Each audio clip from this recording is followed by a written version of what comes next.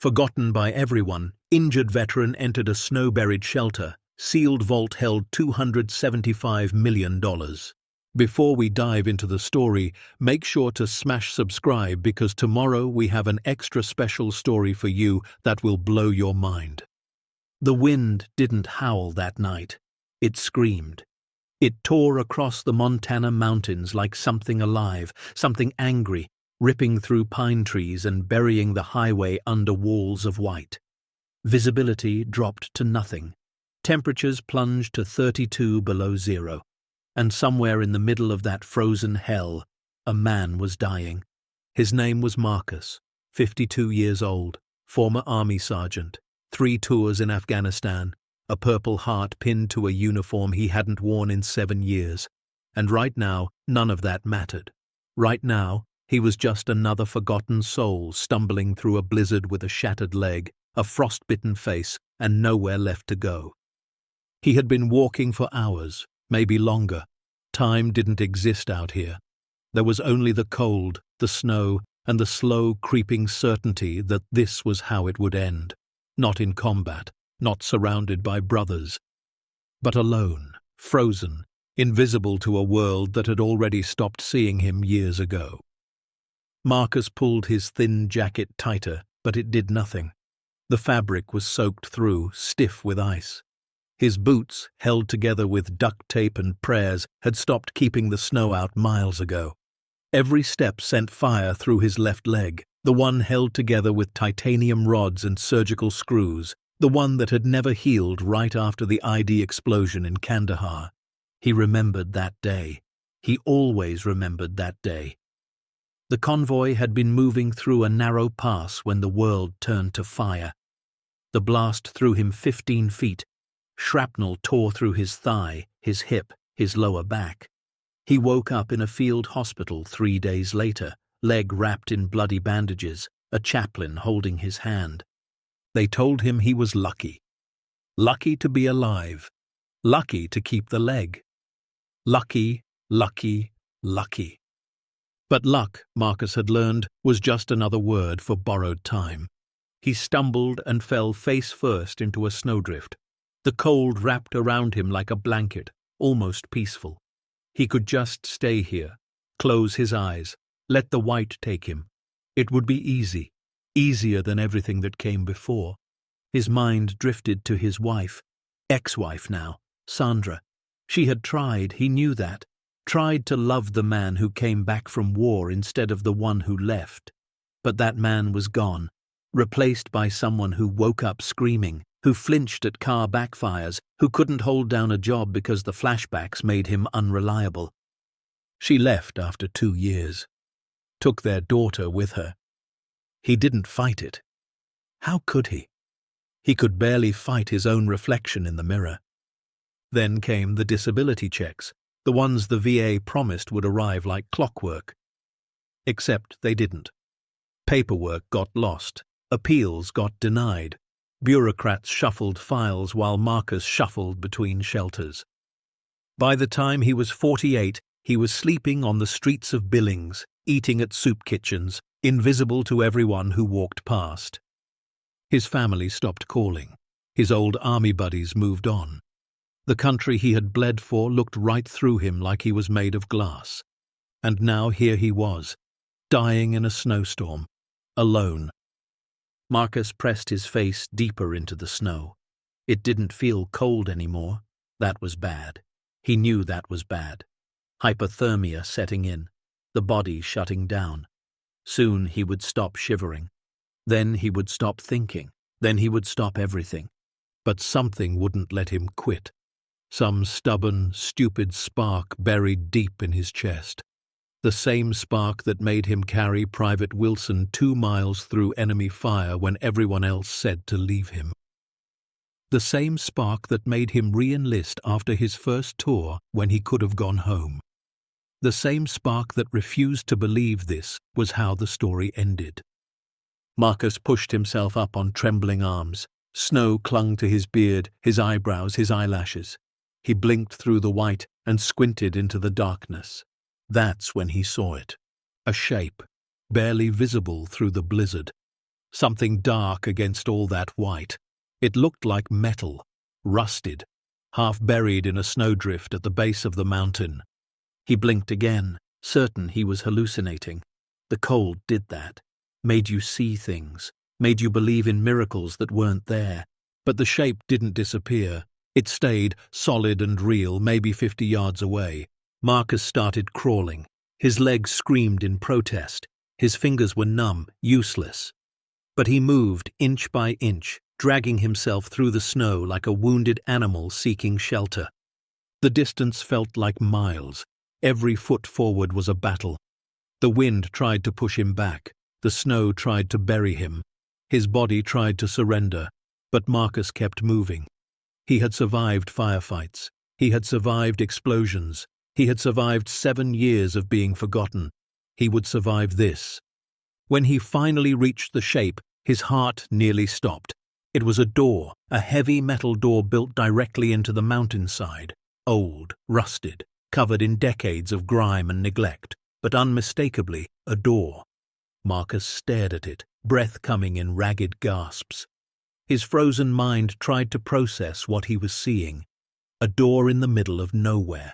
A door buried in snow, a door that shouldn't exist. He didn't question it. He didn't have the luxury of questions. He just reached for the handle. It was frozen solid. Ice had welded it shut years ago, maybe decades. Marcus pulled anyway, putting every ounce of strength he had left into the effort. Nothing. The door didn't budge. He collapsed against it, forehead pressed to the frozen metal. This was it. He had found shelter, and he couldn't get in. The universe's final, cruel joke. But then his training kicked in. The same training that had kept him alive through 3 tours. The same training that made him see solutions instead of obstacles. Marcus reached into his pocket and pulled out the one thing he still carried. A battered Zippo lighter. The same lighter his father had given him before his first deployment. The same lighter that had lit cigarettes in foxholes and campfires in the Hindu Kush. His fingers were too numb to work it properly. He fumbled, dropped it in the snow, dug it out with hands that felt like blocks of wood. Finally, after 3 tries, the flame caught. He held it to the ice around the handle, melting what he could. Then he used his elbow to chip away the rest. It took 10 minutes. It felt like 10 hours. But slowly, piece by piece, the ice cracked and fell away. Marcus grabbed the handle again and pulled. The door groaned. Metal scraped against metal. Rust flaked off in orange clouds. But it moved. An inch, then another. Then enough for him to squeeze through. He tumbled inside, and the door slammed shut behind him, cutting off the howling wind like a switch had been flipped. Silence. Absolute, deafening silence. Marcus lay on the concrete floor gasping for breath. The air in here was stale but dry, cold but nothing like the killing cold outside. He was out of the wind, out of the snow, alive. For a long moment, he just lay there, letting his heart slow, letting his body understand that it wasn't dying anymore.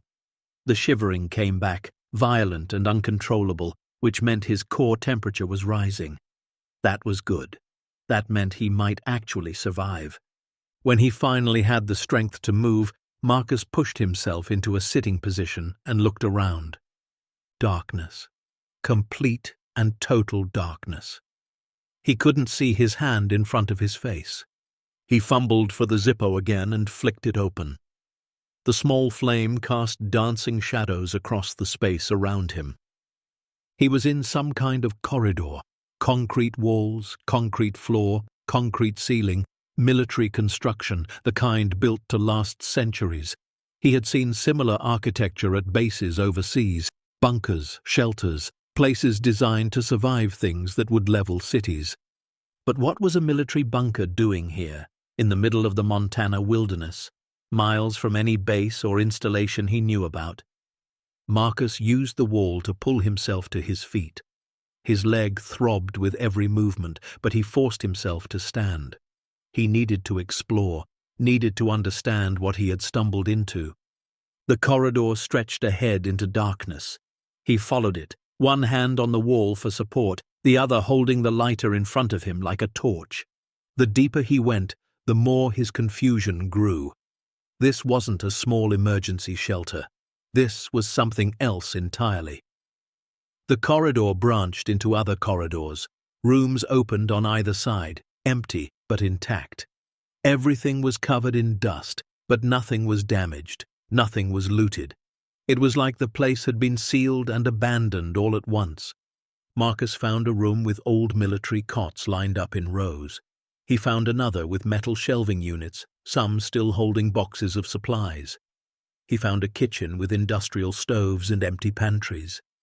He found a bathroom with working plumbing, though the water that came out was brown at first before running clear, and still he kept going deeper. His lighter was running low on fuel. The flame flickered, threatening to die. Marcus moved faster, desperate to find something, anything, before the darkness swallowed him completely. That's when he found the generator room. 3 massive diesel generators sat in a row, silent and cold. Beside them, drums of fuel, sealed and preserved. Marcus approached cautiously, hardly daring to believe what he was seeing.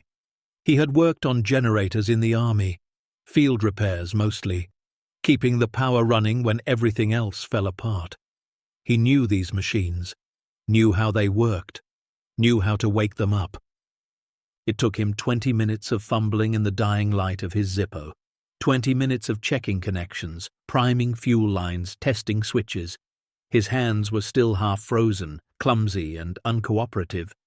But muscle memory guided him. Instinct took over. He found the starter switch and held his breath. The generator coughed, sputtered, coughed again. Then it roared to life. Lights flickered on throughout the bunker, one section at a time, chasing away the darkness like it had never existed. Marcus stood in the sudden brightness, blinking, overwhelmed. The bunker was massive, far larger than he had realized in the dark. Corridors stretched in every direction, rooms upon rooms upon rooms, and everything was preserved, maintained, ready. Someone had kept this place alive. Marcus moved through the newly illuminated space, his awe growing with every step. He found storage rooms filled with freeze-dried food, enough to feed a small army for months. He found medical supplies, still sealed in their original packaging. He found communication equipment, old but functional. He found weapons lockers, empty but recently cleaned. And then he found the room that changed everything. It was at the end of the deepest corridor, past a security checkpoint that had long since been abandoned. The door was different from the others, heavier, reinforced, the kind of door designed to keep people out, but it was already open, just a crack, just enough. Marcus pushed it wider and stepped inside. The room was small, maybe 10 feet by 10 feet. A desk sat against one wall, covered in papers. Filing cabinets lined another. And in the corner, slumped against the wall like he had simply sat down and never gotten back up, was a skeleton. Marcus froze. His heart hammered in his chest. He had seen death before, more death than any person should see. But there was something about this that hit different. Something about the way the skeleton sat there, still wearing the tattered remains of a military uniform, that made Marcus's throat tighten. He approached slowly, reverently. The uniform was too degraded to identify rank or branch, but the posture was unmistakable. This had been a soldier, someone who understood duty, sacrifice, service, someone like him. In the skeleton's lap, clutched between bone fingers, was a leather journal. Marcus knelt and carefully, gently pried it free. The leather was cracked with age, but the pages inside were intact. He opened it to the first page and began to read. The handwriting was neat, precise, the kind of penmanship they taught in military academies decades ago. The first entry was dated June 15, 1973. My name is Colonel Raymond Hollister, United States Army Intelligence. If you are reading this, then I am dead, and you have found what I have protected for all these years. I pray you are someone who will understand, someone who will finish what I could not. Marcus turned the page, his hands trembling. The journal told a story of corruption so deep, so systematic, so protected that it had survived for decades without ever seeing the light of day. It started in the early 70s, during the height of the Vietnam War. Colonel Hollister had been assigned to a logistics division responsible for managing funds allocated to veteran services, healthcare, housing, disability payments, the money meant to take care of the men and women who came home broken. But the money wasn't reaching them. Hollister began to notice discrepancies, funds that disappeared between allocation and distribution, payments that were recorded as delivered but never arrived, a paper trail that led in circles designed to confuse anyone who looked too closely. He started digging, quietly at first. He didn't know who he could trust. The corruption reached higher than he could have imagined. Generals, politicians, defense contractors, they had created a system to siphon money from the people who needed it most and funnel it into their own pockets. Millions of dollars, tens of millions, all stolen from veterans who had given everything for their country. Hollister documented everything, names, dates, amounts. He built a case that could have brought down some of the most powerful men in Washington. But before he could expose them, they found out. He received the first threat in November of 1974, a bullet in his mailbox, no note, no explanation, just a message. Then his wife died in a car accident that wasn't an accident. His son was killed in a training exercise that wasn't an accident either. One by one, everyone he loved was taken from him. Hollister knew he was next. Knew that if he tried to go public, they would silence him before the first word left his mouth. So he did something else. He stole it back, all of it. Every penny they had taken. He used his position, his connections, his knowledge of their system against them. Over the course of 2 years, he diverted their stolen fortune to a place they would never find. Here. This bunker. Built during the Cold War and officially decommissioned in 1968. Hollister had discovered it by accident and realized it was perfect. Remote, forgotten, invisible. He stockpiled the money, converted as much as he could to gold, bearer bonds, untraceable assets. He kept meticulous records of every cent, documenting exactly where it had been stolen from and who had taken it. Then he sealed himself inside and waited. He waited for the right moment to emerge, waited for the political climate to change, waited for someone in power who might actually listen. But the years passed, and that moment never came. The men he had exposed were replaced by their protégés. The system that protected them only grew stronger. Hollister grew old alone in the bunker, maintaining it, protecting it, keeping the evidence safe for a day he began to realize might never arrive. The final entry was dated March 3, 1998. I am dying. I can feel it. My heart is failing, and there is nothing to be done. I have spent 23 years in this tomb, waiting for justice that never came. But I do not regret my choice. The money is still here, the evidence is still here, and someday someone will find it, someone who understands what it means, someone who will do what I could not. Marcus's hands shook as he turned to the last page. To whoever reads this, I was a soldier. I served my country with everything I had, and I watched that country abandon the very men and women who bled for it. The fortune in this vault was stolen from them. I took it back, but I could not return it. I am asking you to finish what I started. Give it back. Give it back to the ones they stole it from. Honor their sacrifice. Be the hero I could not be. The journal ended there. Marcus closed it slowly, pressing his palm against the worn leather cover. Tears streamed down his face, freezing in his beard before they could fall. He understood. God help him. He understood everything. This colonel, this man who had died alone in a forgotten bunker, had fought the same fight Marcus had lost. He had seen the same broken system, the same empty promises, the same veterans left to rot while the powerful got richer. But where Marcus had surrendered, Hollister had resisted. had sacrificed everything to protect a fortune that didn't belong to him, but to every soldier who had ever been betrayed by the country they served. And now that fortune, that responsibility, that mission had passed to Marcus. He looked at the skeleton of Colonel Raymond Hollister and felt something stir in his chest. Something he hadn't felt in years. Something he thought had died on the streets of Billings along with his hope. Purpose. Marcus stood slowly, clutching the journal against his chest. He looked around the small room, at the papers on the desk, at the filing cabinets, at the remains of a man who had given his life to protect a secret. Then his eyes fell on something he hadn't noticed before. Behind the desk, partially hidden by a fallen stack of files, was another door. This one was different from all the others. Heavier, thicker, the kind of door you put on a vault. And on the door, in faded stencil, were 3 words that made Marcus's blood run cold. Authorized personnel only. Marcus approached the vault door, heart pounding. He ran his hand across the cold steel, feeling the weight of it, the permanence. This was built to survive anything. Nuclear war, natural disaster, the end of the world itself. What was inside?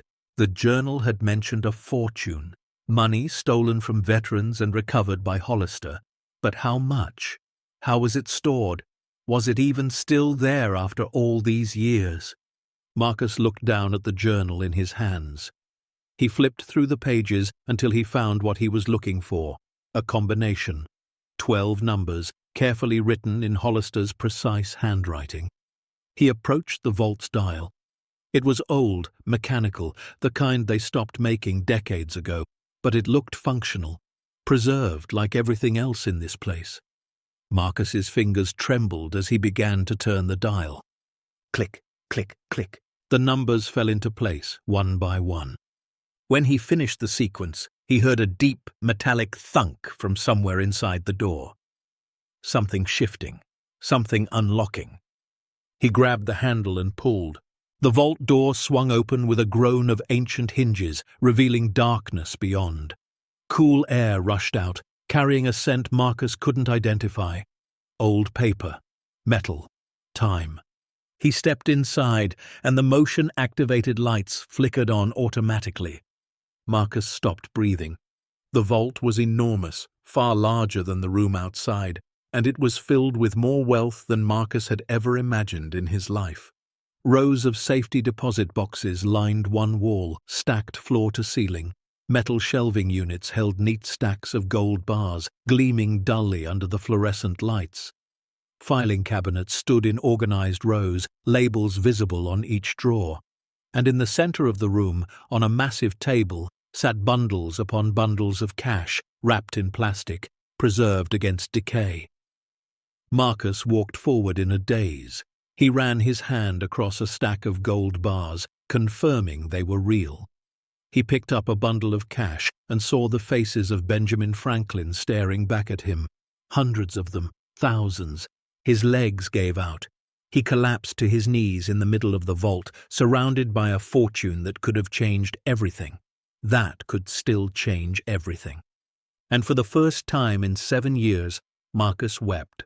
Not from sadness, not from pain, but from the sheer, overwhelming weight of what he had found.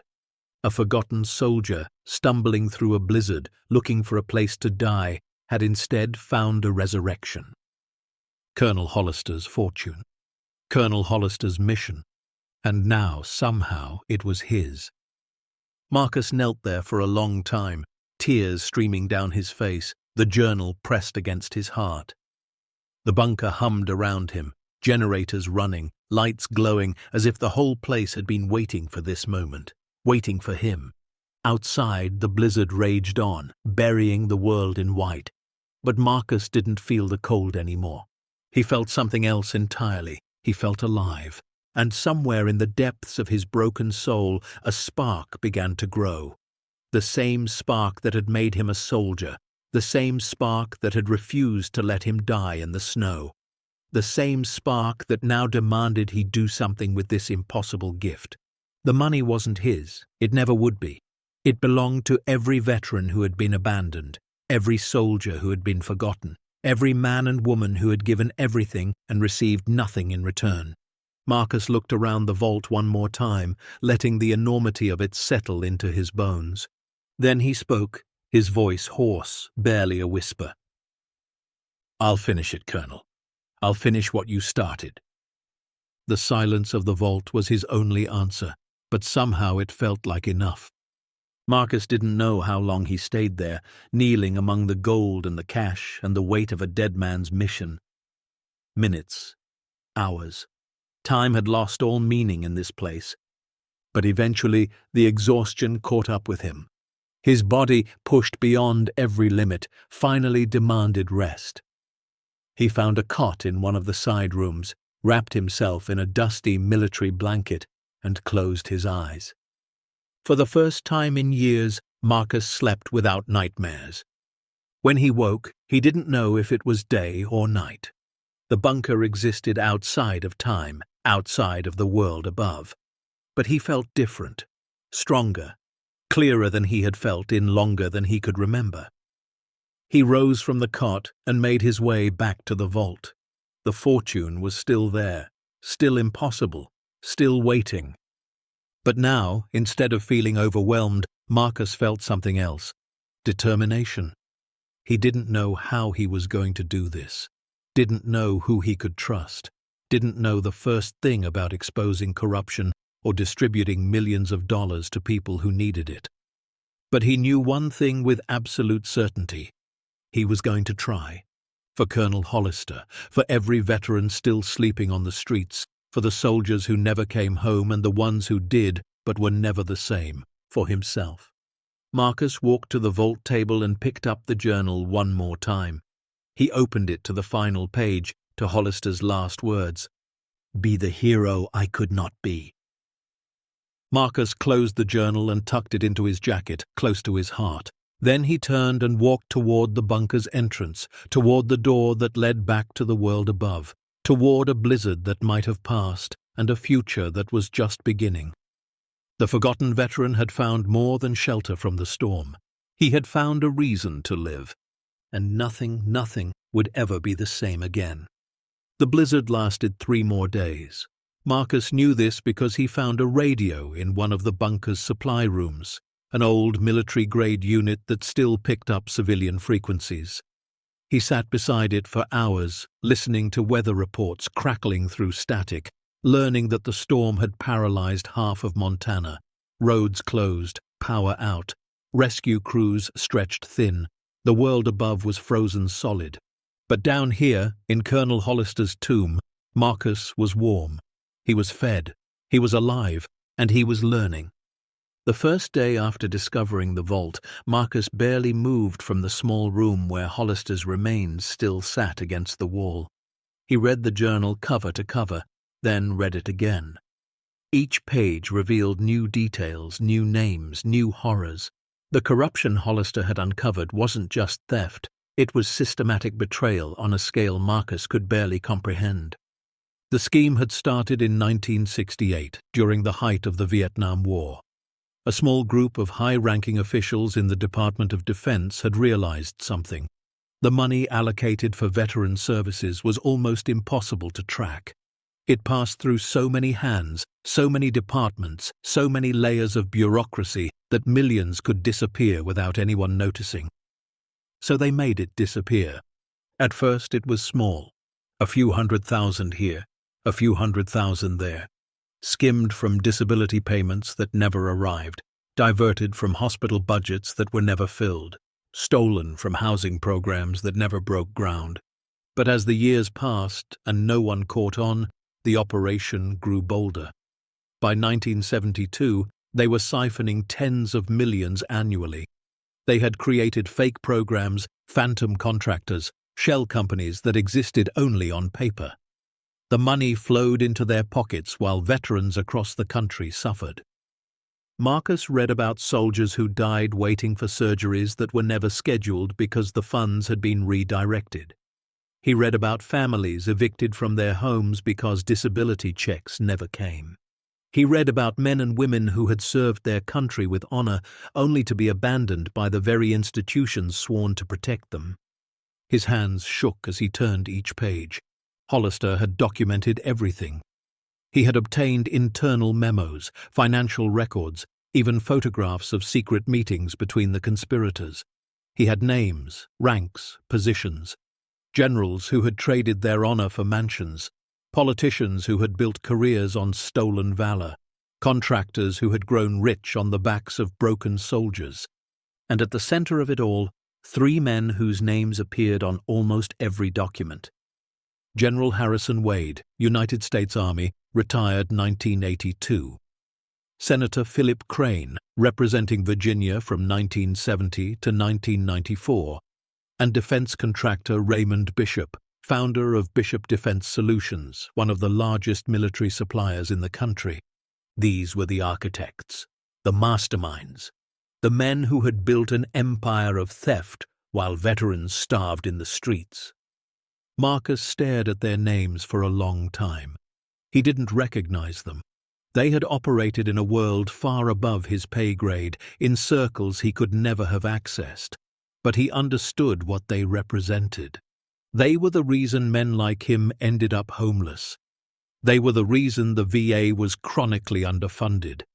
They were the reason promises made to soldiers were never kept.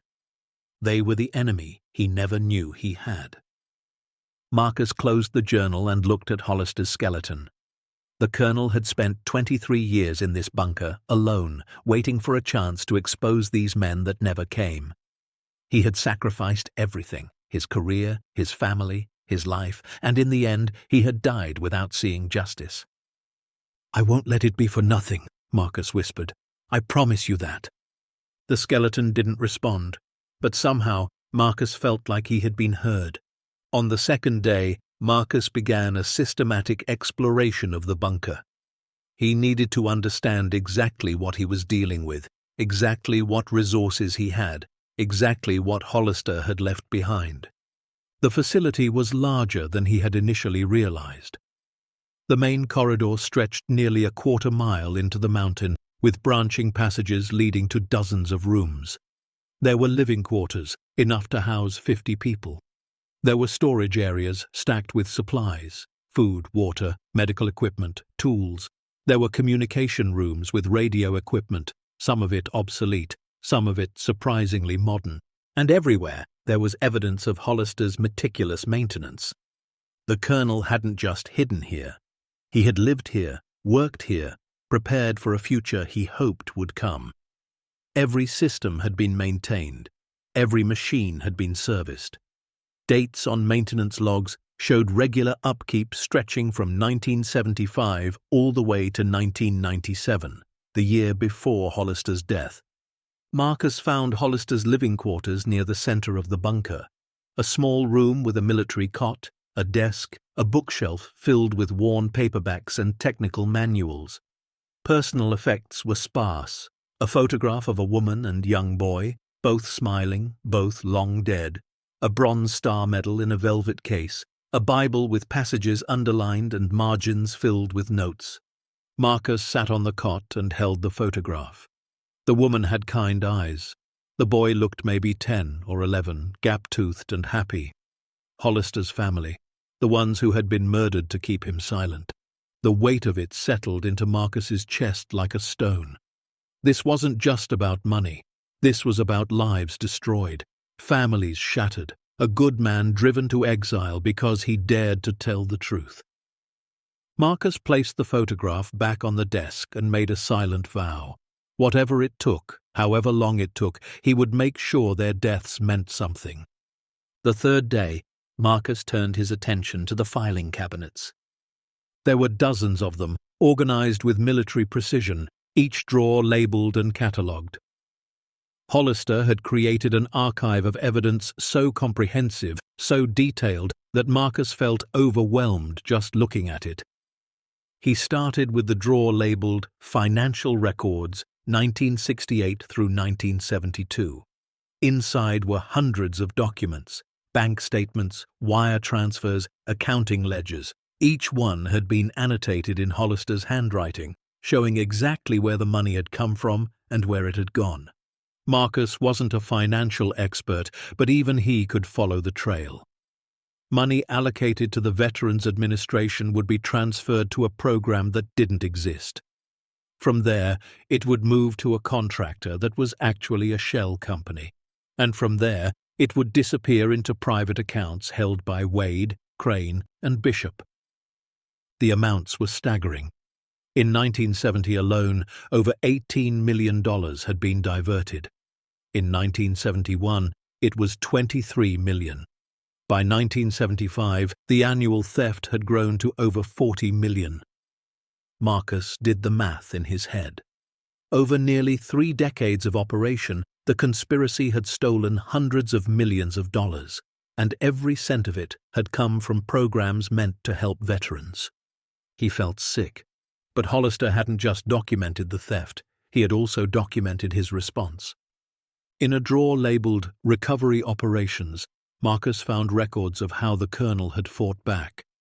Using his position in military intelligence, Hollister had found ways to intercept the stolen funds before they reached their final destinations. He had created his own shell companies, his own fake programs, his own diversions within their diversions. It was brilliant, it was audacious, and it had worked.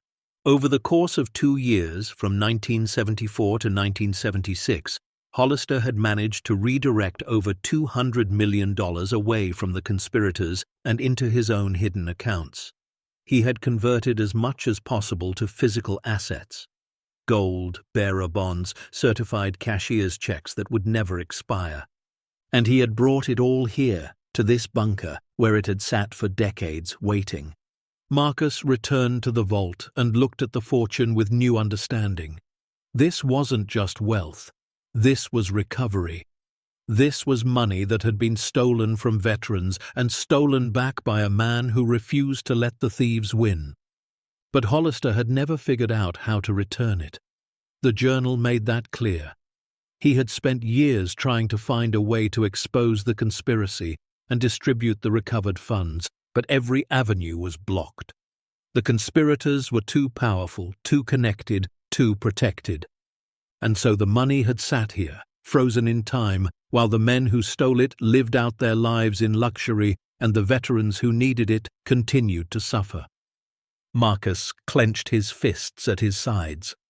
That ended now. He spent the rest of the 3rd day cataloguing the vault's contents.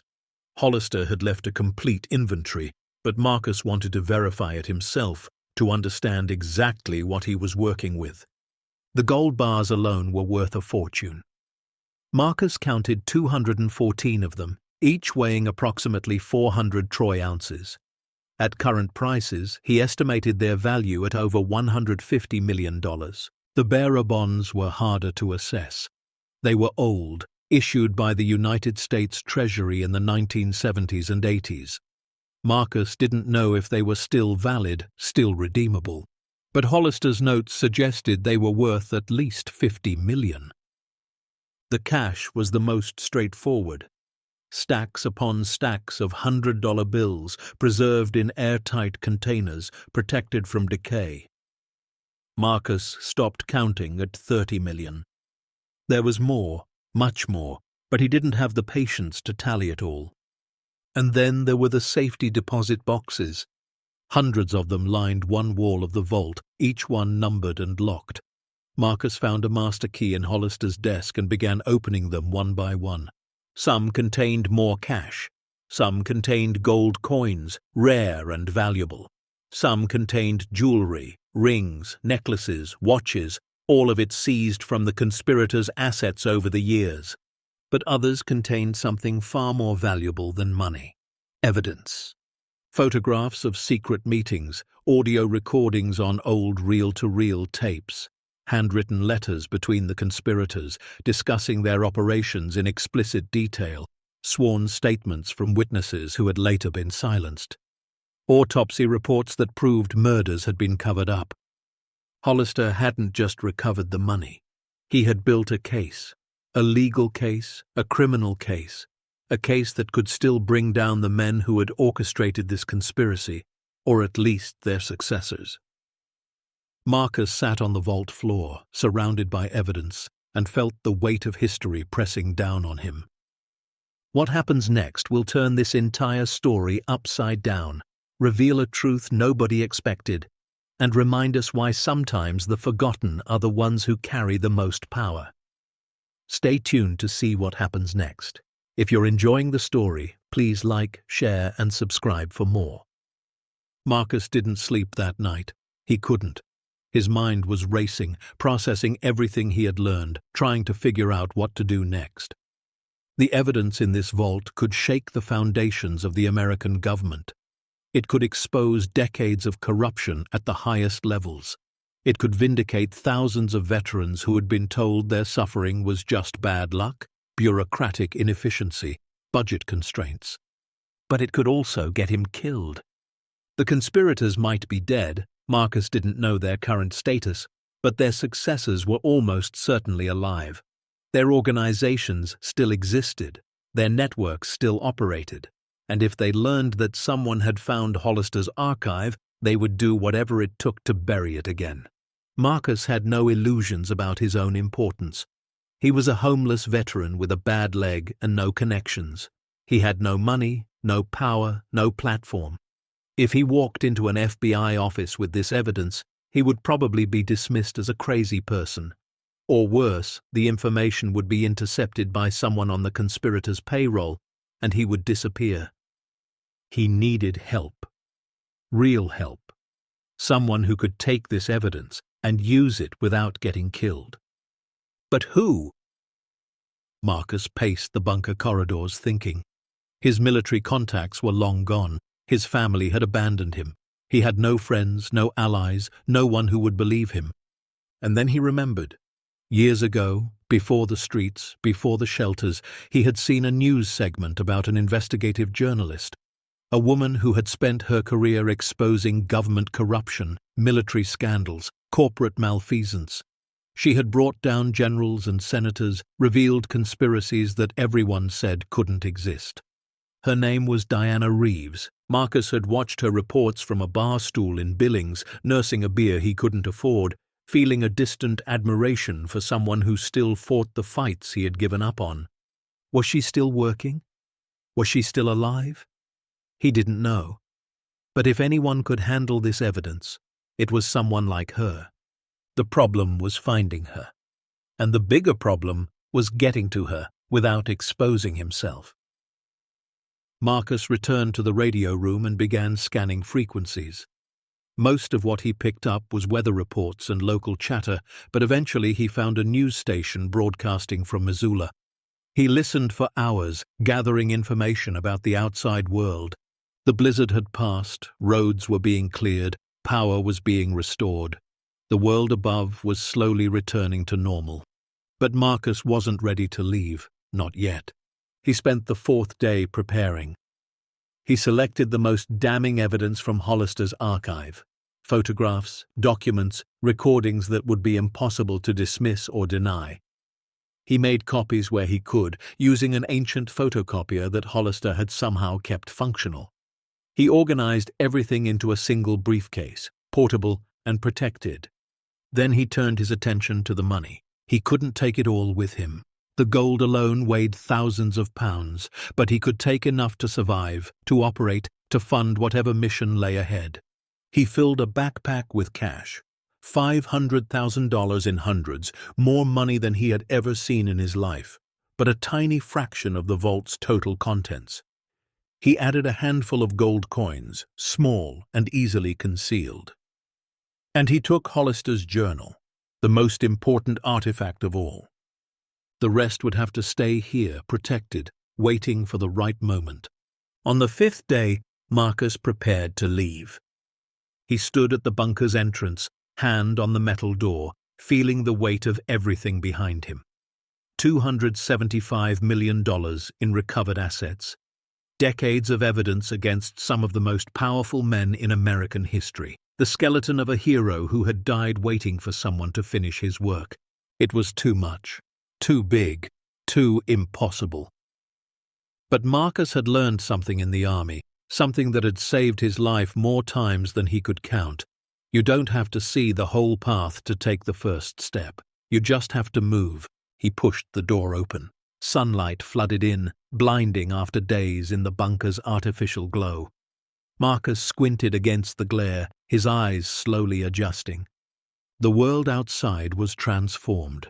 The blizzard had buried everything under feet of pristine white snow. Trees bowed under the weight of it. The mountains gleamed like something from a postcard, and the cold hit him like a physical force. Marcus gasped, his breath crystallizing in the air. He had almost forgotten how brutal Montana winters could be. The bunker had been climate-controlled, comfortable, safe. Out here, he was exposed. He pulled his thin jacket tighter and started walking. The snow was deep, sometimes up to his waist, and his bad legs screamed with every step. But he kept moving. He had to reach the highway. He had to find transportation. He had to get to civilization and start the work that Hollister had left for him. It took him 6 hours to cover what should have been a 2-mile hike.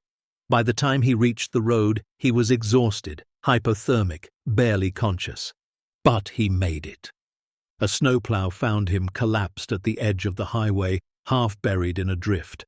The driver, a grizzled man named Earl, pulled him into the cab and blasted the heat. "What the hell were you doing out there?" Earl demanded. "You could have died." Marcus managed a weak smile. "Already did that once this week. Didn't take." Earl drove him to the nearest town, a tiny community called Pine Ridge, with a population of maybe 300. There was a general store, a gas station, a diner, and not much else. But there was also warmth, food, and a payphone. Marcus used some of his cash to rent a room at the only motel in town. The owner, a woman named Helen, looked at his ragged clothes and unkempt beard with suspicion, but the money was good, and she didn't ask questions.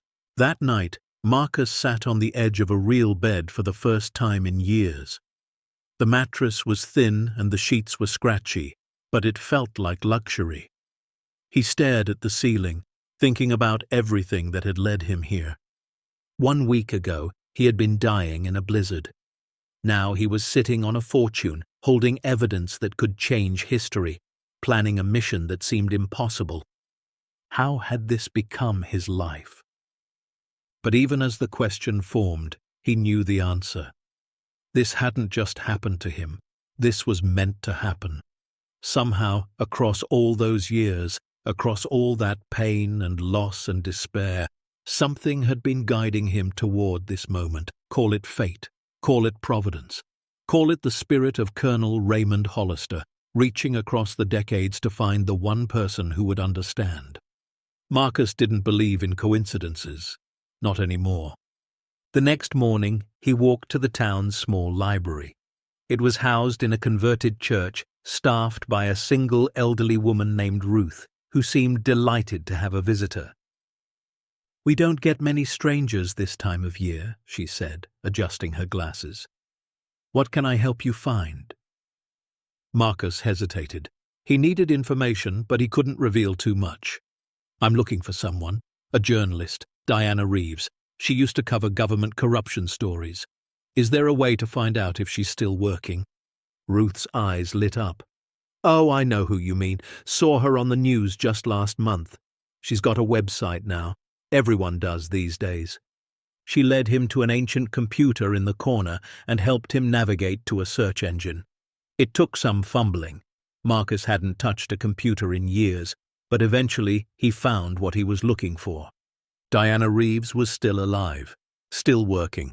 She had left network television and now ran an independent investigative journalism operation called The Truth Project. Her website listed an email address and a phone number. Marcus stared at the screen, heart pounding. This was it. This was his chance.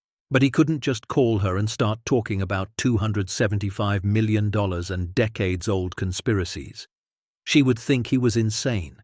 He needed a way to get her attention, to prove he was legitimate, to convince her that this was worth investigating. He needed to show her something undeniable. Marcus thanked Ruth and walked back to the motel. He sat on the bed with Hollister's journal in his lap, thinking. The journal alone wasn't enough. It was compelling, but it could be dismissed as the ravings of a disturbed man. He needed more. He opened the briefcase he had carried from the bunker and spread the contents across the bed. Photographs, documents, a single audio tape that he had no way to play. His eyes fell on one photograph in particular. It showed 3 men standing together at what appeared to be a formal dinner. They were smiling, glasses raised, celebrating. Marcus recognized them from Hollister's descriptions. General Harrison Wade, Senator Philip Crane, and Raymond Bishop, the 3 architects of the conspiracy, together, captured on film. But what made the photograph explosive was what was written on the back. In Hollister's handwriting, it said, December 12, 1973. Celebration of first 100 million diverted. Wade, Crane, Bishop. $100 million, celebrated like a corporate milestone. This photograph could open doors. Marcus carefully selected the most compelling evidence. The photograph, 3 documents showing money transfers, and a single page from Hollister's journal describing the conspiracy's origins. He sealed them in an envelope and addressed it to Diana Reeves at the Truth Project's mailing address. Then he wrote a cover letter. Ms. Reeves, my name is Marcus. I am a veteran, a former sergeant, a man who has lost everything. 1 week ago, I stumbled into something that has been hidden for nearly 50 years, a secret that powerful men have killed to protect. I have evidence of the largest fraud in veteran affairs history. Evidence of theft, corruption, and murder at the highest levels of government. I am not crazy. I am not a conspiracy theorist. I have documentation, financial records, photographs, and more. But I cannot do this alone. I need someone who will investigate, someone who will tell the truth, someone who is not afraid. The enclosed materials are a sample of what I have. If you want the rest, if you want to expose what was done to the men and women who served this country, contact me. I will be waiting. He signed it simply, Marcus, a soldier who refuses to be forgotten. He mailed the envelope that afternoon from the post office in Pine Ridge. The clerk, a bored teenager, didn't even look at the address. Just weighed it, stamped it, tossed it in a bin. Marcus watched it disappear with a mix of hope and terror. There was no turning back now. He returned to the motel and waited. Days passed. A week. Marcus kept a low profile, paying for his room in cash, eating at the diner, avoiding questions.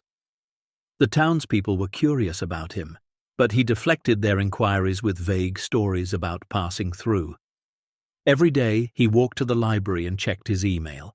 Ruth had helped him set up a free account, and he had included the address in his letter to Diana. Nothing. No response. Doubt began to creep in. Maybe the letter had been lost. Maybe she had received it and dismissed it as the ravings of a madman. Maybe she was on vacation, or sick, or dead. Or maybe someone had intercepted it. Maybe the conspirators or their successors had people watching. Maybe right now men in dark suits were tracking him down, preparing to silence him like they had silenced everyone else. Marcus pushed the paranoia aside. He couldn't afford to think like that. Not yet. On the 12th day, the email arrived. He almost missed it, buried beneath spam and advertisements. But there it was, subject line reading simply, your letter. Marcus clicked it open with trembling fingers. Marcus, I received your materials. I am intrigued but cautious. The claims you make are extraordinary, and extraordinary claims require extraordinary evidence. I need more before I can commit resources to investigation. I am willing to meet with you, privately, to discuss what you have. If you are legitimate, I will help you. If you are not, this correspondence ends immediately. Name a place and time. Somewhere public, somewhere safe. Diana Reeves. Marcus read the email 3 times, his heart hammering in his chest. She was willing to meet. She hadn't dismissed him. She hadn't reported him. She was giving him a chance. He typed his response carefully, choosing his words with precision. Ms. Reeves, thank you for responding. I understand your caution. I will prove myself to you.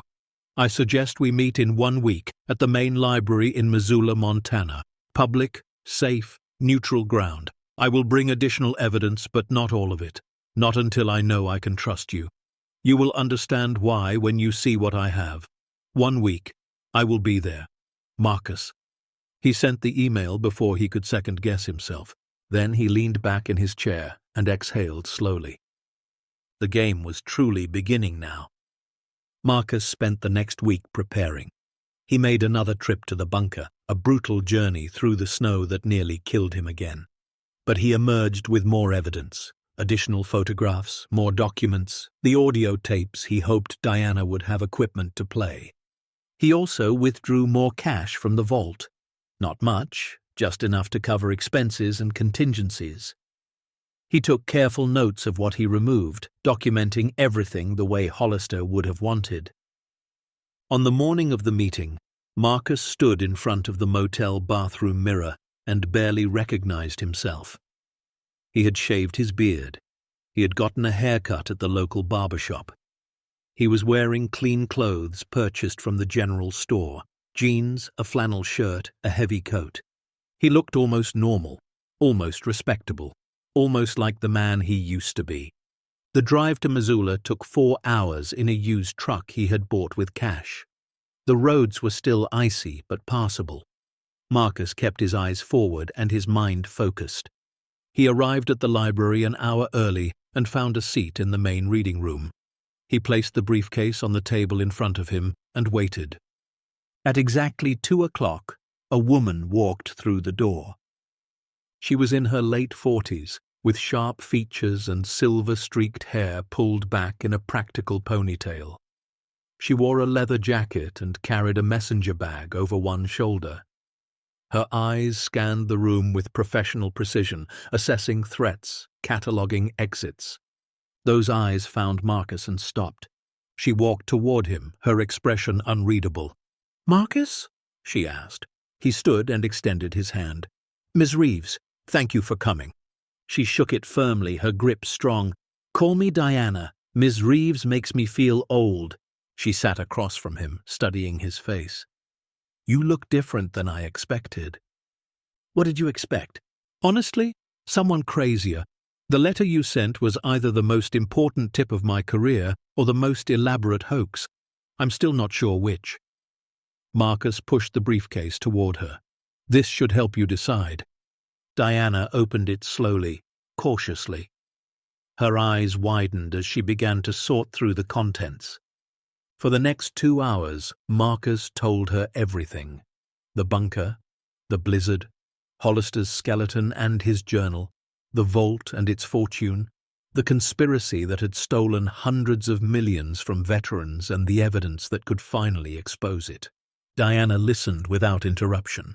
Her face gave nothing away, but her hands trembled slightly as she examined each document, each photograph, each piece of proof that what Marcus was saying was true. When he finished, silence hung between them. Finally, Diana spoke. "If this is real, if even half of what you're telling me is true, this is the biggest story of my career. Maybe the biggest story in American history." "It's real," Marcus said. "Every word." She looked at him, really looked, searching his face for any sign of deception. "Why you?" she asked. "Of all the people who could have found this, why you?" Marcus thought about the question. He had asked himself the same thing 100 times. "I don't know," he admitted. "Maybe it's fate. Maybe it's luck. Or maybe Colonel Hollister knew something I don't.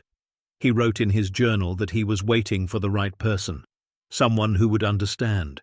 Marcus paused. "I'm a veteran, Diana. I spent 3 tours watching good men die for a country that forgot about them. I came home broken and got thrown away like garbage. And then I found a bunker full of proof that it wasn't an accident. That people in power made choices that destroyed lives, made choices that destroyed my life." His voice cracked. He took a breath. "Hollister couldn't finish what he started, but I can, or at least I can try." Diana was quiet for a long moment. Then she reached across the table and placed her hand on the briefcase. "I'm in," she said. "But we do this my way. Carefully, methodically. These people, whoever they are now, they've killed before. They'll kill again if they think we're a threat." Marcus nodded. "I understand." "And we need more than evidence," Diana continued. "We need a plan, a way to release this that protects you, protects me, and makes sure the truth can't be buried again." "I have some ideas about that," Marcus said, "but there's one more thing you need to know."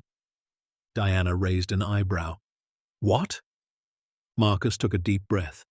"The money in that vault, it's not mine. It never was. Hollister recovered it from the people who stole it, but he couldn't figure out how to give it back. That's what he wanted. That's what he died waiting for." He met her eyes with fierce determination. $275 million, and every cent of it needs to go back to the veterans it was stolen from. That's not negotiable. That's the mission. Diana stared at him for a long moment. Then slowly, a smile spread across her face. "You know what, Marcus? I think I like you." She stood and gathered the briefcase. "Come on, we've got a lot of work to do." Marcus followed her out of the library and into the cold Montana afternoon. For the first time in longer than he could remember, he felt something he had almost forgotten existed. Hope. The forgotten veteran had found an ally. The mission had truly begun.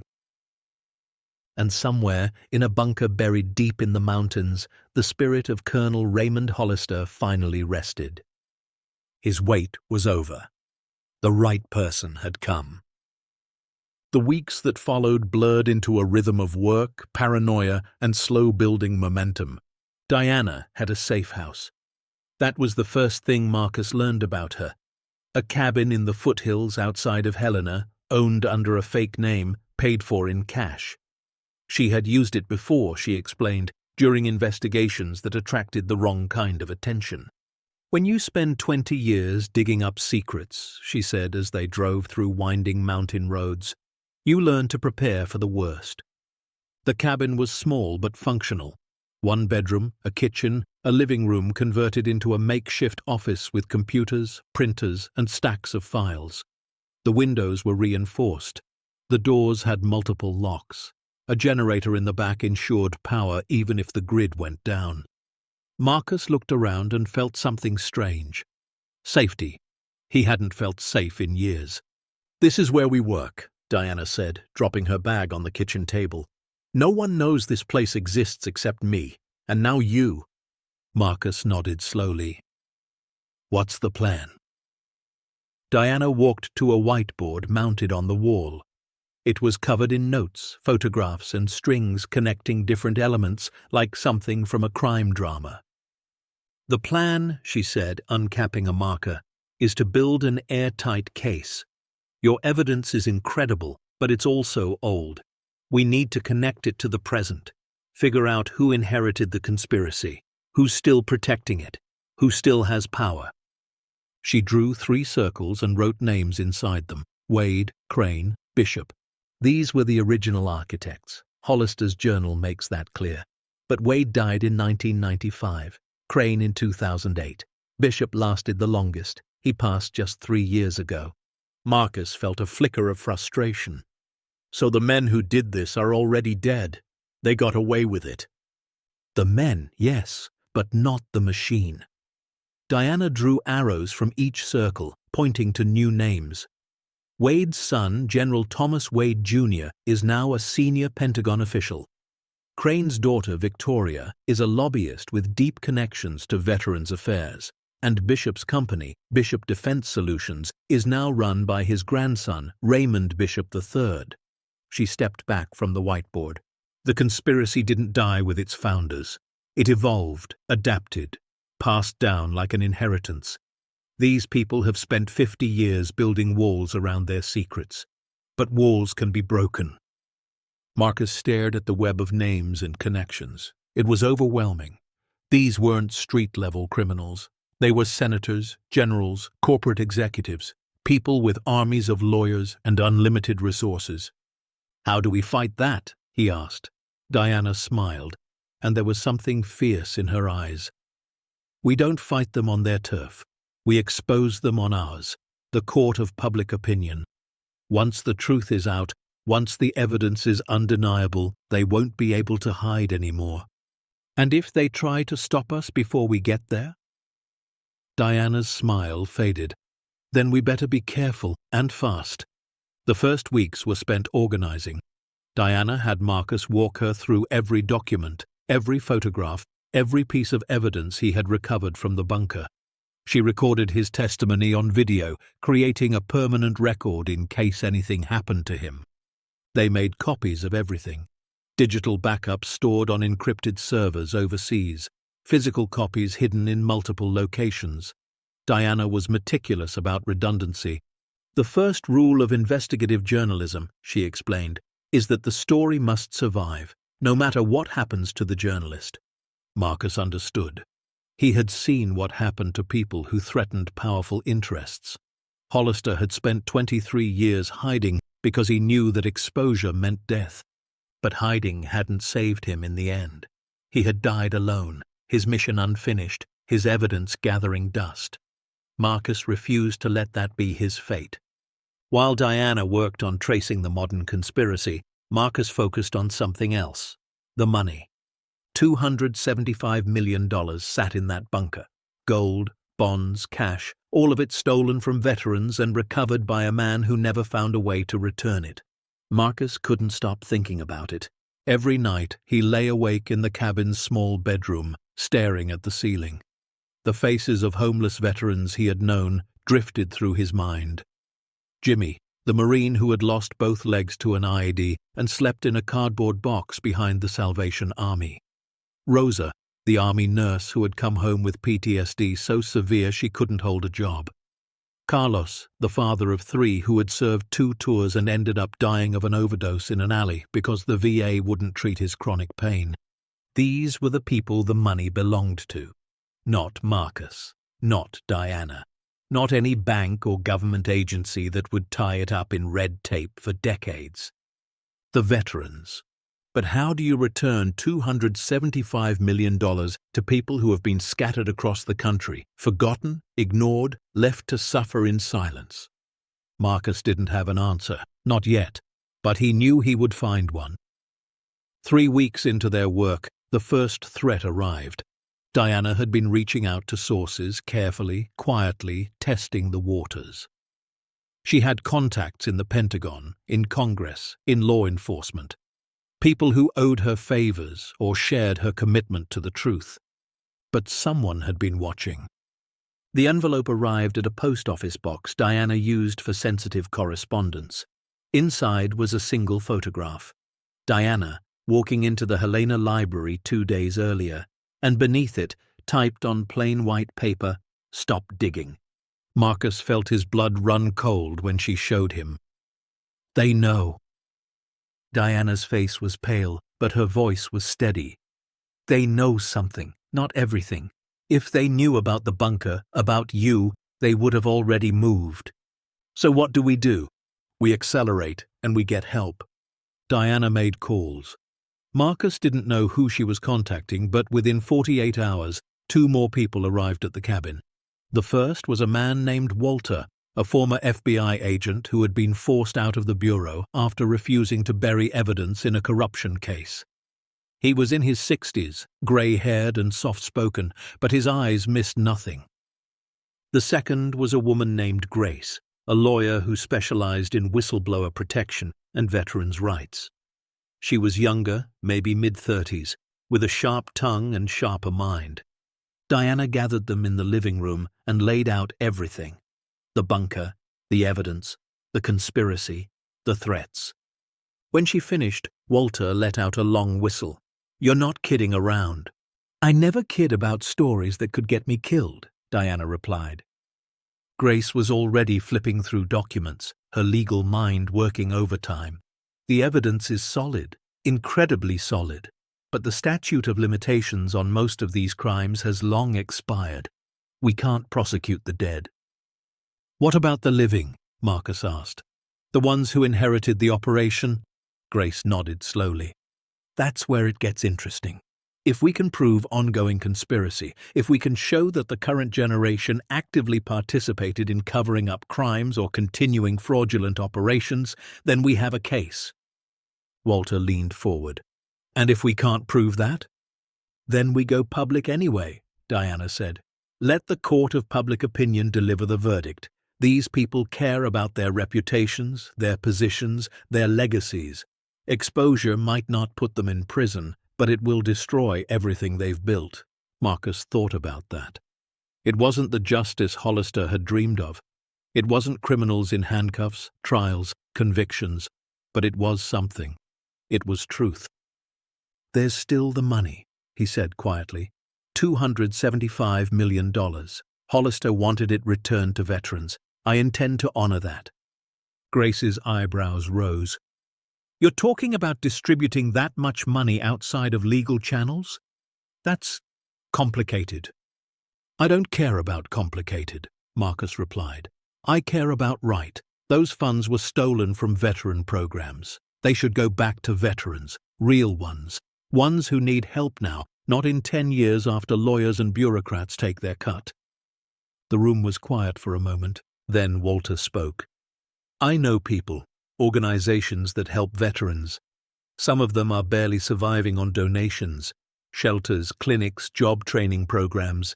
If the money were distributed through the right channels, it could change thousands of lives, Diana finished. Marcus nodded. That's what I want. That's what Hollister wanted. Everything else, the exposure, the investigation, that's important. But this is the mission. This is why I'm here. Grace studied him for a long moment. Then she smiled. You know, when Diana called me, I thought she was exaggerating. She said she'd found someone special, someone who actually cared more about doing the right thing than protecting himself. She stood and extended her hand. I'm in. Let's figure out how to give this money back. The next month was the most intense of Marcus's life. Diana and Walter worked on building the case against the current conspirators. They tracked financial records, interviewed sources, pieced together the network that had inherited the original scheme. It was painstaking work, full of dead ends and frustrations. But slowly, the picture emerged. The conspiracy hadn't just survived, it had grown. What started as simple embezzlement had evolved into a sophisticated operation. Government contracts steered to preferred companies, kickbacks laundered through charitable foundations, lobbying efforts that shaped policy to benefit the guilty. And at the center of it all, the same families, Wade, Crane, Bishop. General Thomas Wade Jr. had used his Pentagon position to influence contract awards worth billions. Victoria Crane had built a lobbying empire that controlled access to key officials. And Raymond Bishop III had expanded his grandfather's company into a defense industry giant, all built on the foundation of stolen funds. They were untouchable, or at least they thought they were. Meanwhile, Grace worked with Marcus on the money. They created a plan to distribute the recovered funds through a network of legitimate veterans organizations. Homeless shelters, mental health clinics, job training programs, emergency relief funds. The process was complex. They couldn't just write checks from a vault full of gold and cash. The money had to be converted, laundered in reverse, made clean enough to use without raising red flags. Grace knew people who knew people, financial experts who asked no questions, bankers in small towns who understood that sometimes the right thing required bending the rules. It took weeks, but slowly the fortune began to move. Marcus watched the numbers on spreadsheets transform into real impact. A shelter in Detroit received funding to expand its capacity by 50 beds. A clinic in San Diego hired 3 new counselors specializing in PTSD. A job training program in rural Kentucky was saved from closure. And that was just the beginning. What happens next will change everything, expose the truth hidden for decades, and prove that one forgotten man can shake the foundations of power. If you're enjoying the story, please like, share, and subscribe for more. The threats escalated. First came the surveillance. Diana noticed cars parked near the cabin that didn't belong. Walter spotted drones overhead, small enough to be dismissed as hobbyists but persistent enough to be suspicious. Then came the digital attacks. Diana's website was hacked. Her email was compromised.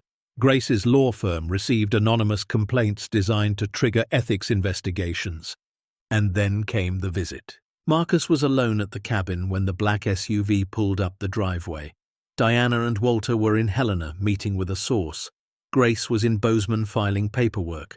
He watched from the window as two men in dark suits stepped out. They were young, fit, with the bearing of former military. They didn't look like they were here to talk.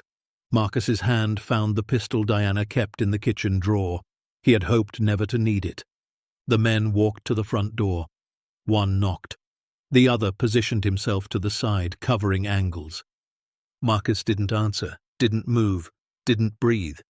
The knocking continued, then stopped. One of the men spoke, his voice clear through the thin walls. "We know you're in there, Sergeant. We're not here to hurt you. We just want to talk, Sergeant." They knew who he was. Marcus's mind raced. He could fight. 2 against 1 with his bad leg wasn't great odds. He could run. The back door led to woods that stretched for miles. He could hide. Wait them out. Hope they left. Or he could talk. He made a decision. Marcus opened the door, pistol held low but visible. The lead man raised his hands slowly. "Easy, Sergeant. We're on the same side." "I doubt that."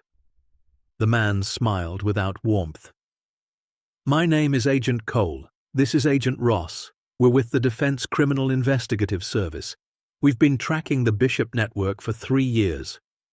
Marcus didn't lower the gun. "Never heard of you." "That's by design. We're a small unit tasked with investigating fraud and corruption within the Defense Department, and we've been waiting for someone like you." "Someone like me?" Cole nodded. "Someone with proof. We know about Hollister. We know about the bunker. We've known for years. But we couldn't move without evidence that would hold up." Marcus's grip on the pistol tightened. "If you knew, why didn't you do something?" "Because the people we're investigating are the same people who control our budget, our oversight, our very existence. Every time we got close, we were shut down, reassigned, threatened." Cole's voice carried genuine frustration. "We're not the bad guys, Sergeant. We're the ones who've been fighting this fight from the inside. And losing." Marcus studied the man's face. He had spent years reading people, assessing threats. Something in Cole's eyes rang true. "What do you want?" Marcus asked. "An alliance. You have evidence we've never been able to obtain. We have resources, legal authority, protection. Together, we might actually be able to bring these people down." Marcus considered the offer. It was tempting. Federal backing, official channels, the weight of government behind them. But he had also learned not to trust institutions. The VA had failed him. The military had discarded him. Every system he had ever believed in had let him down. "I need to talk to my people," he said finally. Cole nodded. "Understood. Take your time. But don't take too long. The people we're after, they're getting nervous. Nervous people do desperate things." He handed Marcus a card with a phone number. Then both agents returned to their SUV and drove away. Marcus stood in the doorway for a long time after they left, the card in one hand, the pistol in the other, wondering who he could really trust. Diana was skeptical. "DCIs could be legitimate," she said that night, pacing the cabin's living room, "or they could be a front, a way to get close, find out what we know, eliminate the threat." Walter disagreed. "I still have contacts at the Bureau. Let me check these guys out. If they're real, we might actually want them on our side." Grace was more practical. "Either way, we need to accelerate our timeline. If people are showing up at the cabin, our cover is blown. We need to publish before they can stop us." Marcus listened to the debate, weighing each argument. But his mind kept returning to one thing: the money. They had distributed maybe 20 million so far, still a fortune, still life-changing for the organizations that received it.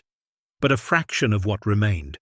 If they went public now, before the full distribution was complete, The remaining funds could be frozen, seized by authorities, tied up in legal battles for decades. Hollister's dying wish would go unfulfilled.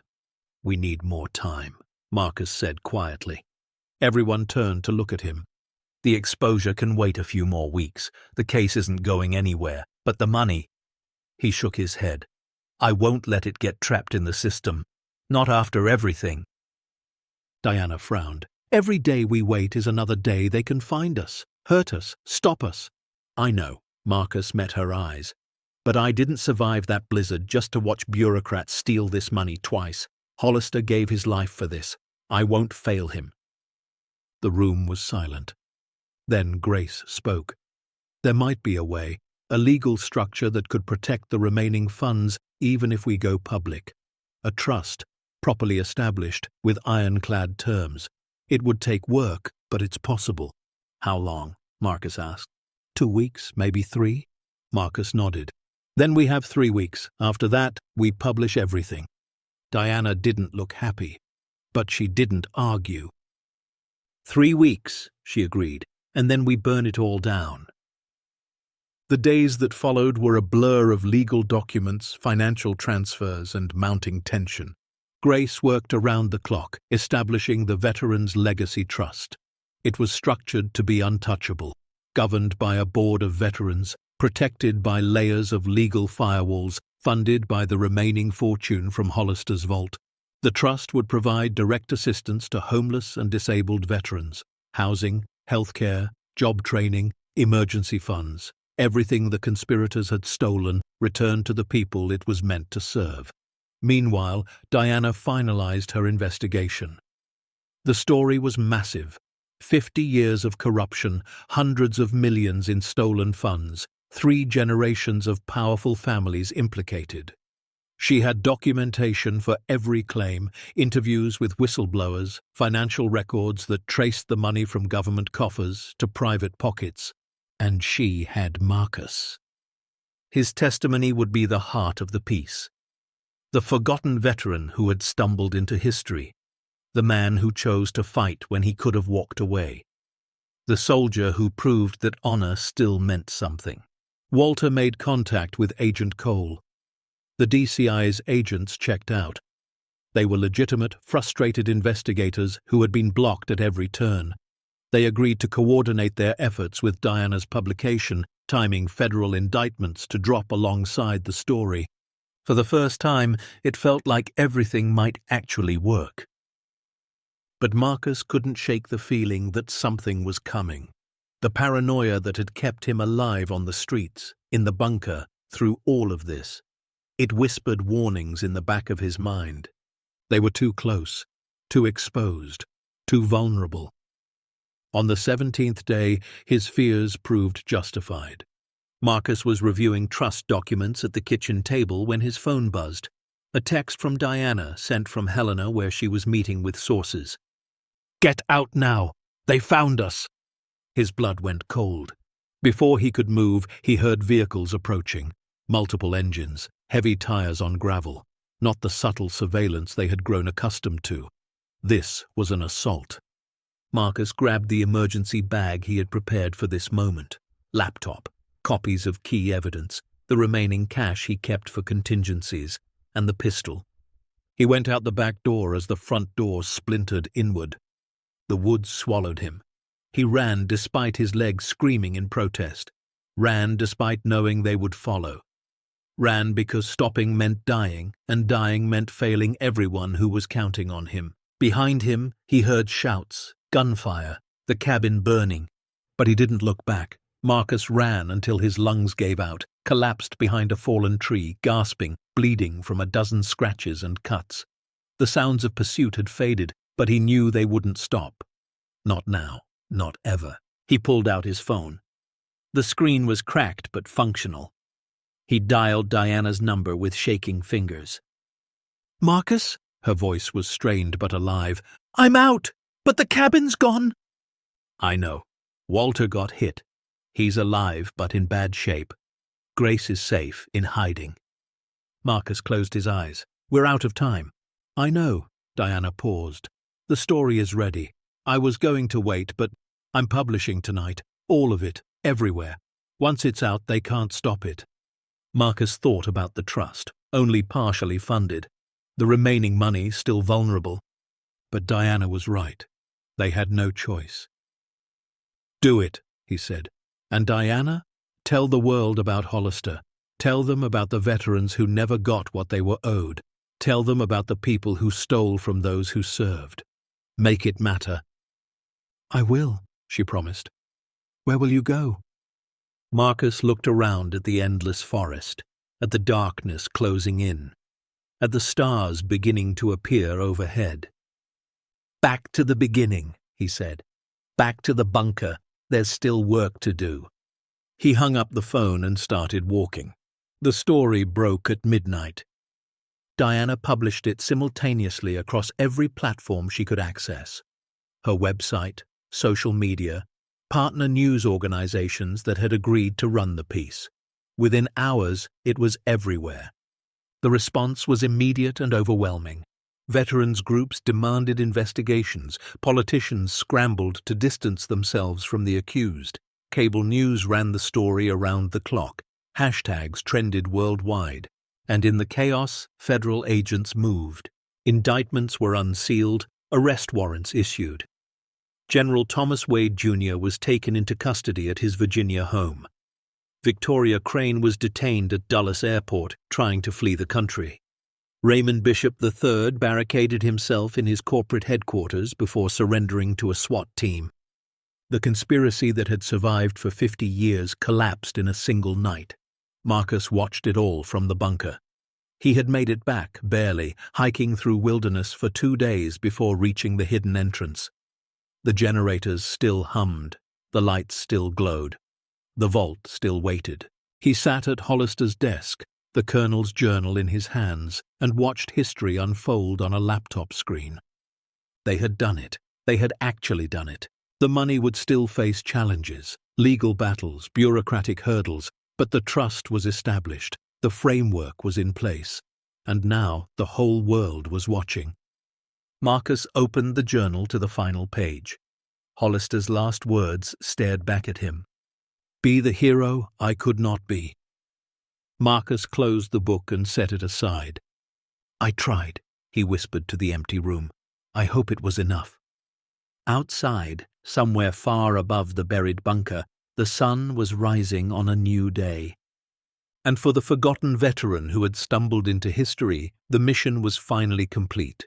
The days after the story broke felt like living inside an earthquake. Marcus stayed in the bunker, watching the world shake from the safety of Colonel Hollister's tomb. News alerts flooded his cracked phone screen. Headlines screamed across every network.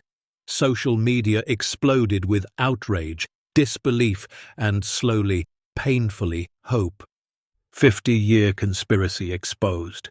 Hundreds of millions stolen from veterans. 3 powerful families implicated in largest veteran affairs fraud in history. Forgotten hero, homeless veteran uncovers decades of corruption. That last one made Marcus uncomfortable. He wasn't a hero. He was just a man who had stumbled into something bigger than himself and refused to walk away. But the world didn't see it that way. The world needed heroes, especially now. Diana called him on the 3rd day. Her voice was hoarse from interviews, exhausted from the relentless media storm, but underneath it all, there was triumph. It's working, she said. The Justice Department has opened a full investigation. Congress is demanding hearings. The VA is scrambling to audit every contract going back to 1970. We did it, Marcus. We actually did it. Marcus leaned against Hollister's desk, staring at the skeleton still slumped in the corner. He hadn't moved the colonel's remains. It felt wrong somehow, like disturbing a sacred site. What about the others? He asked. Walter, Grace. Walter is recovering. Bullet hit his shoulder, missed everything vital. He's already complaining about hospital food, so you know he's fine. Diana laughed softly. Grace is in Washington, working with senators who actually want to help. The trust is secure. They can't touch it now. Too many eyes watching. Marcus exhaled slowly. The trust. Hollister's fortune, finally doing what it was meant to do. And the arrests? Wade, Crane, Bishop, all in custody. Their lawyers are screaming about political persecution, but the evidence is overwhelming. Half their underlings are already cutting deals, trying to save themselves. Diana's voice hardened. They're going to pay, Marcus. Maybe not for everything, but for enough. It wasn't perfect justice. The original architects were dead, beyond any earthly punishment. Decades of suffering couldn't be undone. Veterans who had died waiting for help wouldn't be brought back. But it was something. It was a start. What now? Marcus asked. Diana was quiet for a moment. Now you decide what you want. You can stay hidden, disappear. No one would blame you. Or you can come out. Tell your story. Become the face of this movement. She paused. You'd be a target. You already are. But you'd also be a symbol. Proof that one person can make a difference. Marcus thought about that. For years, he had been invisible, forgotten, just another homeless veteran that society stepped over on its way to somewhere more important. The idea of being seen, really seen, was terrifying, but hiding hadn't saved Hollister. And hiding wouldn't help the veterans who still needed a voice. I'll think about it, Marcus said. Take your time. But Marcus, whatever you decide, know that you've already done more than anyone could have asked. You've already changed history. She hung up, leaving him alone with the ghosts of the bunker. Marcus spent one more night underground. He walked the corridors slowly, running his fingers along the concrete walls, remembering the first time he had stumbled through this darkness, frozen and dying, looking for shelter. He hadn't found shelter. He had found purpose. The vault still held millions in gold and bonds. Grace and her team were working to convert it, to funnel it through the trust, but the process was slow, legal, careful. Every cent documented, every transfer legitimate. It would take years to distribute everything. But the framework was in place. The mission would continue long after Marcus was gone. He returned to Hollister's office one last time, knelt beside the skeleton, placed his hand on the colonel's bony shoulder. I don't know if you can hear me, Marcus said softly, but I wanted you to know. It's done. The truth is out.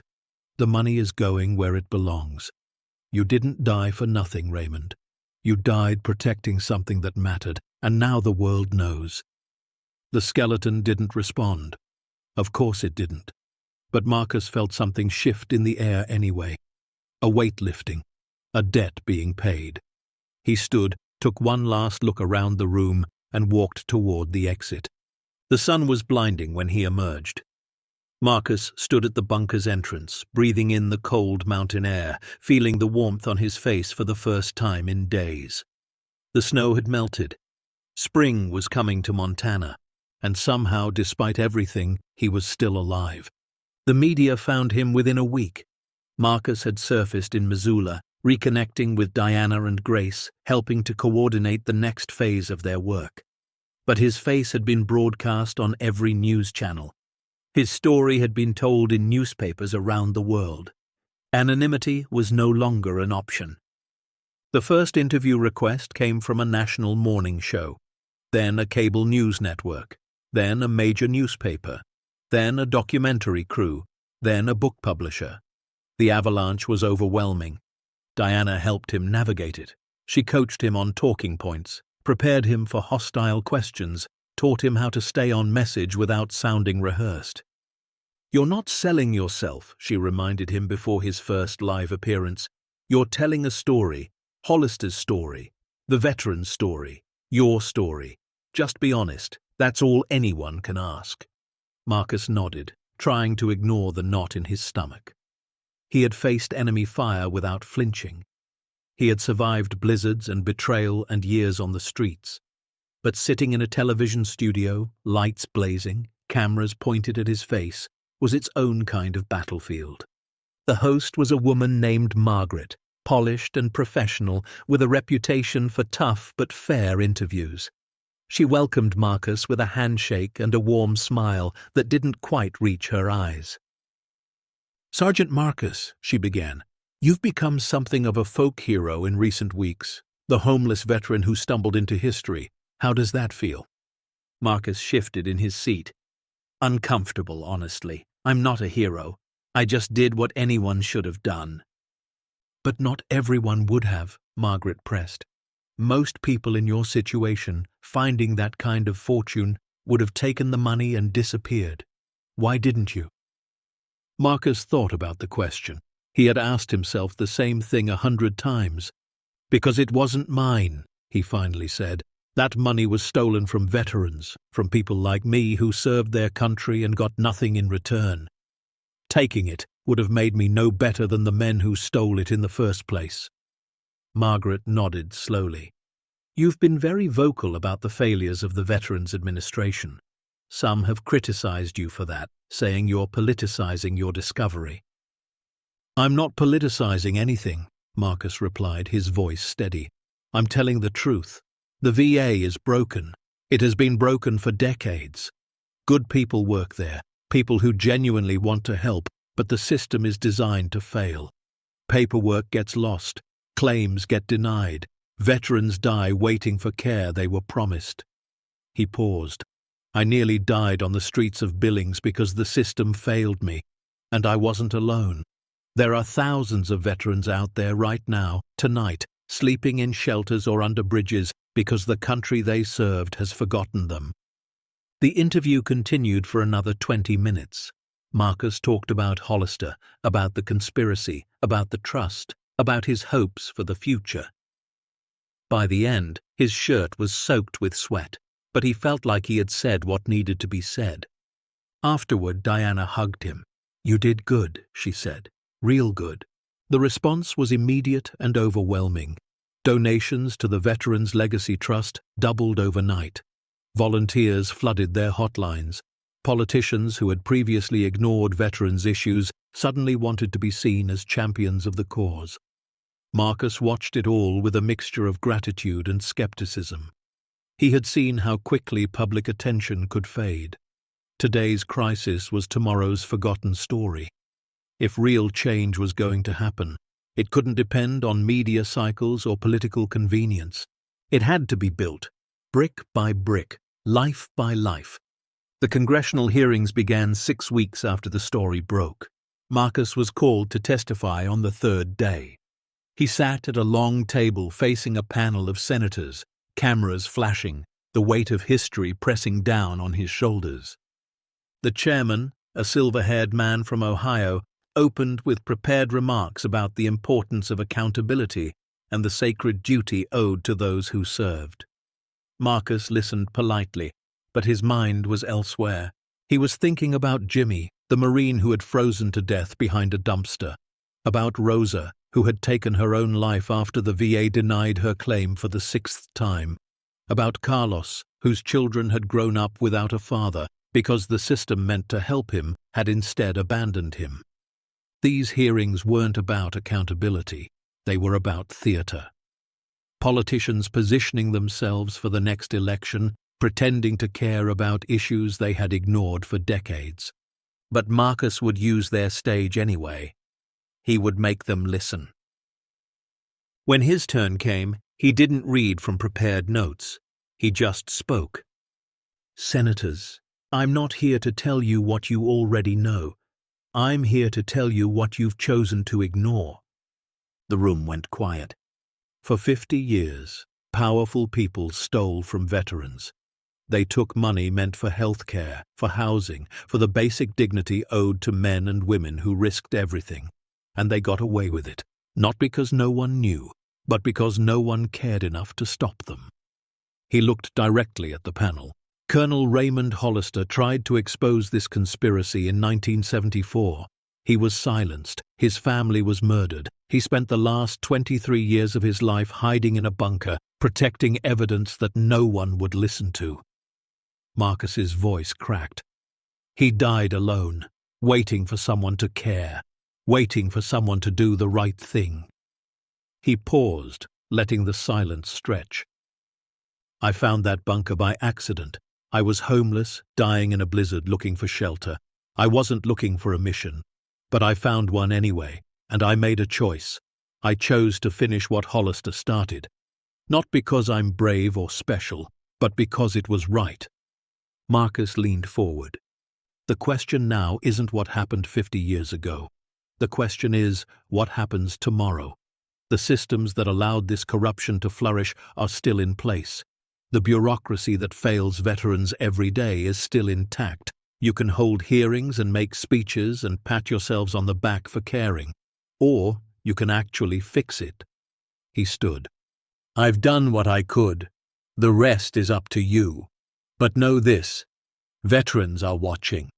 America is watching. And this time, we won't be forgotten. He walked out of the chamber without waiting for questions. The clip went viral within hours. Marcus's testimony was played and replayed on every network.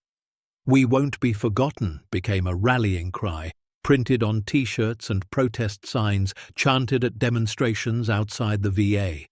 For the first time in his life, Marcus felt like his voice mattered. But the attention came with costs. The death threats started almost immediately. Anonymous letters, encrypted emails, calls to Diana's office promising violence. The remaining loyalists of the Wade Crane Bishop network hadn't given up. They had just gone underground. Federal marshals were assigned to protect Marcus. He hated it, hated the loss of privacy, the constant presence of armed guards. But he understood the necessity.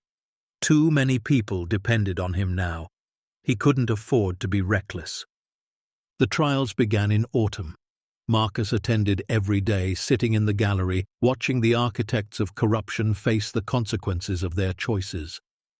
General Thomas Wade Jr. was convicted on 17 counts of fraud, conspiracy, and obstruction of justice. He received a sentence of 22 years. The man who had inherited his father's criminal empire would spend the rest of his life in prison. Victoria Crane pleaded guilty to avoid trial. She received 15 years plus forfeiture of assets totaling over $40 million. Her lobbying empire collapsed overnight. Raymond Bishop III fought the hardest. His lawyers argued entrapment, prosecutorial misconduct, constitutional violations. But the evidence was overwhelming. The jury deliberated for less than 4 hours before returning guilty verdicts on all counts. He was sentenced to 30 years. Watching him led away in handcuffs, Marcus felt something he hadn't expected. Not triumph, but sadness. These people had been given everything, born into wealth and privilege. They could have done anything with their lives. Instead, they had chosen to steal from the most vulnerable members of society. What a waste. But the convictions were only part of the mission. The real work was just beginning. The Veterans Legacy Trust grew faster than anyone had anticipated. Within 6 months of its establishment, it had distributed over $100 million to organizations serving homeless and disabled veterans. Shelters expanded, clinics hired staff, job training programs reached thousands of people who had been written off by society. And Marcus was at the center of it all. He hadn't planned to become an administrator, hadn't planned to spend his days in meetings, reviewing budgets, approving grants, but someone had to ensure that Hollister's fortune was used properly. Someone had to protect the mission from the inevitable bureaucracy and politics that threatened to corrupt it. Who better than a man who had lived the reality they were trying to address? Marcus threw himself into the work. He visited shelters across the country, talking to veterans, hearing their stories, understanding their needs. He testified before Congress again and again, pushing for reforms that would prevent future betrayals. He gave interviews, wrote op-eds, became a voice for those who had been silenced. It was exhausting, it was overwhelming, and it was the most meaningful work he had ever done. But something was still missing. Marcus stood at the window of his hotel room in Washington, staring at the city lights, when his phone rang. A number he didn't recognize. He almost didn't answer. "Hello?" Silence. Then a voice, hesitant, uncertain. "Dad?" Marcus's heart stopped. "Emma?" He hadn't heard his daughter's voice in 6 years, not since the divorce, not since Sandra had taken her and disappeared into a new life that didn't include him. Emma had been 12 then. She would be 18 now, a woman, a stranger. "I saw you on the news," Emma said quietly. "Mom didn't want me to call, but I had to." Marcus couldn't speak. His throat was too tight, his eyes burning. "I didn't know," Emma continued, "about what happened to you, about the streets, the shelters. Mom never told me. She said you just left, that you didn't want to be part of our lives anymore." "That's not true," Marcus managed. "I never stopped wanting to be your father. I was just broken, too broken to fight for myself, but never too broken to love you." Emma was crying now. He could hear it in her breath, in the way her words caught and stumbled. "I'm so sorry, Dad. I should have looked for you. I should have asked questions. You were a child. None of this is your fault." Marcus wiped his eyes with the back of his hand. "I'm the one who should apologize. I should have been stronger, should have found a way to stay in your life." Can we try again?" Emma asked. "I know it's been so long. I know we're strangers now, but I don't want to lose you again." Marcus closed his eyes, feeling something crack open in his chest, something that had been frozen solid for years. "Yeah," he whispered. "We can try again. I'd like that more than anything." They talked for 3 hours. Marcus told her about his service, about the injury, about the slow descent into homelessness. He told her about the bunker, about Hollister, about the mission that had given him purpose. And he told her about the man he was trying to become. Not perfect, not healed, but trying. Emma told him about her life. High school, college applications, a boyfriend her mother didn't approve of, dreams of becoming a nurse, of helping people the way she wished someone had helped her father. By the time they hung up, Marcus felt lighter than he had in years. The hole in his heart, the one he had tried to fill with purpose and work, was finally beginning to close. He had his daughter back, or at least he had a chance to earn her back. Nothing else mattered as much as that. The idea came to him during a visit to the bunker. Marcus returned to Montana once a month, checking on the site, ensuring it remained secure. The vault was nearly empty now, its contents distributed through the trust, but the bunker itself remained, a monument to Hollister's sacrifice. And Marcus couldn't stop thinking about its potential. The facility was massive, dozens of rooms, infrastructure that still worked, isolation that provided safety and peace, and land, acres and acres of mountain wilderness, untouched and beautiful. What if this place could become something more? What if, instead of a tomb, it became a refuge? Marcus brought the idea to Grace and Diana, a retreat center for veterans, a place where those struggling with PTSD, homelessness, addiction could come to heal. Not a hospital, not a bureaucratic program, but a community. A place where veterans helped veterans, where the shared experience of service created bonds that promoted recovery. Grace's eyes lit up. The trust has funds for capital projects. If we can get the right approvals, the right partners, we could build something real, Diana finished. Something that would outlast all of us. They got to work. Permits were filed, architects were consulted, veterans organizations were contacted for input. The project took shape over months of planning, negotiation, and sheer stubborn will. Marcus oversaw every detail. The design of the cabins, each one accessible for disabled veterans. The counseling center, staffed by therapists who understood military culture. The workshop, where residents could learn trades and rebuild their confidence. The memorial garden, where Hollister's name would be engraved alongside the names of all the veterans who had been failed by the system. He wanted this place to be different. He wanted it to be everything the VA wasn't. Personal, flexible, focused on people instead of paperwork. Construction began in spring. Marcus stood at the bunker's entrance, watching bulldozers reshape the landscape, feeling a strange mix of grief and hope. Hollister's tomb was becoming something new. The bunker that had held secrets for 50 years would now hold healing. The fortune that had been stolen and recovered would fund a future where veterans weren't forgotten. It was exactly what the Colonel would have wanted. The Hollister Munro Veterans Retreat opened 18 months later. Marcus had insisted on including his name only after others convinced him it was necessary. "People need to see that one of us built this," Grace argued. "It matters." So Hollister Munro it was. Two soldiers, separated by decades, united by purpose. The opening ceremony was simple. No politicians, no cameras, no fanfare, just veterans, staff, and the families who had supported the mission. They gathered in the memorial garden as the sun set over the mountains, painting the sky in shades of orange and gold. Marcus stood at a small podium, looking out at the faces before him. He saw Diana, who had risked everything to tell the truth. He saw Grace, who had navigated impossible legal tangles to protect the trust. He saw Walter, arm still in a sling, grinning like a proud father. And he saw Emma, standing in the front row, tears streaming down her face. His daughter had moved to Montana to be close to him. She was enrolled in nursing school in Missoula, working part-time at a clinic that served veterans. She had inherited her father's stubbornness, his need to help others, his refusal to give up on people society had written off. Marcus had never been more proud. "I'm not good at speeches," he began, and a few people laughed. "I'm a mechanic's son who became a soldier who became a ghost. For years I thought my story was over, thought the world had moved on without me and wouldn't notice if I disappeared entirely." He paused, gathering himself. "But then I found a bunker in a blizzard, and inside that bunker I found a man who refused to let injustice stand.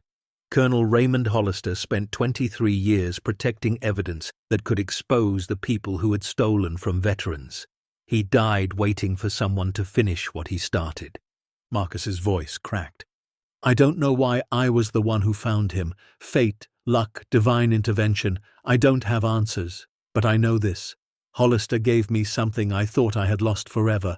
Purpose, hope, a reason to keep fighting." He looked at the buildings around them.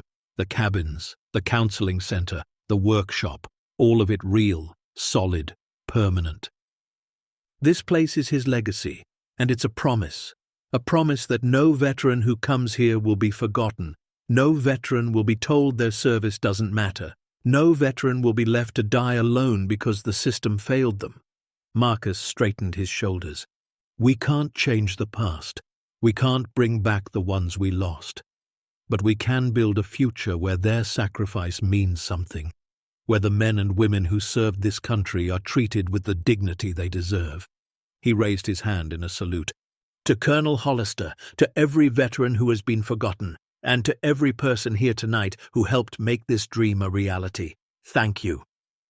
The applause was thunderous, but Marcus barely heard it. He was looking at Emma, at the pride in her eyes, at the family he thought he had lost forever. This was why he had survived. This was why he had fought. Not for glory, not for money, not for revenge, but for this moment, this connection, this chance to build something that would outlast him. The retreat center thrived.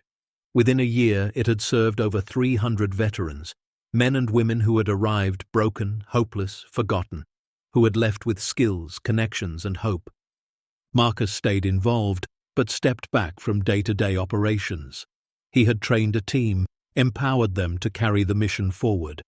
His role now was advisor, mentor, and when needed, inspiration. He spent his days hiking the mountain trails, working in the garden, writing his memoirs with Diana's help.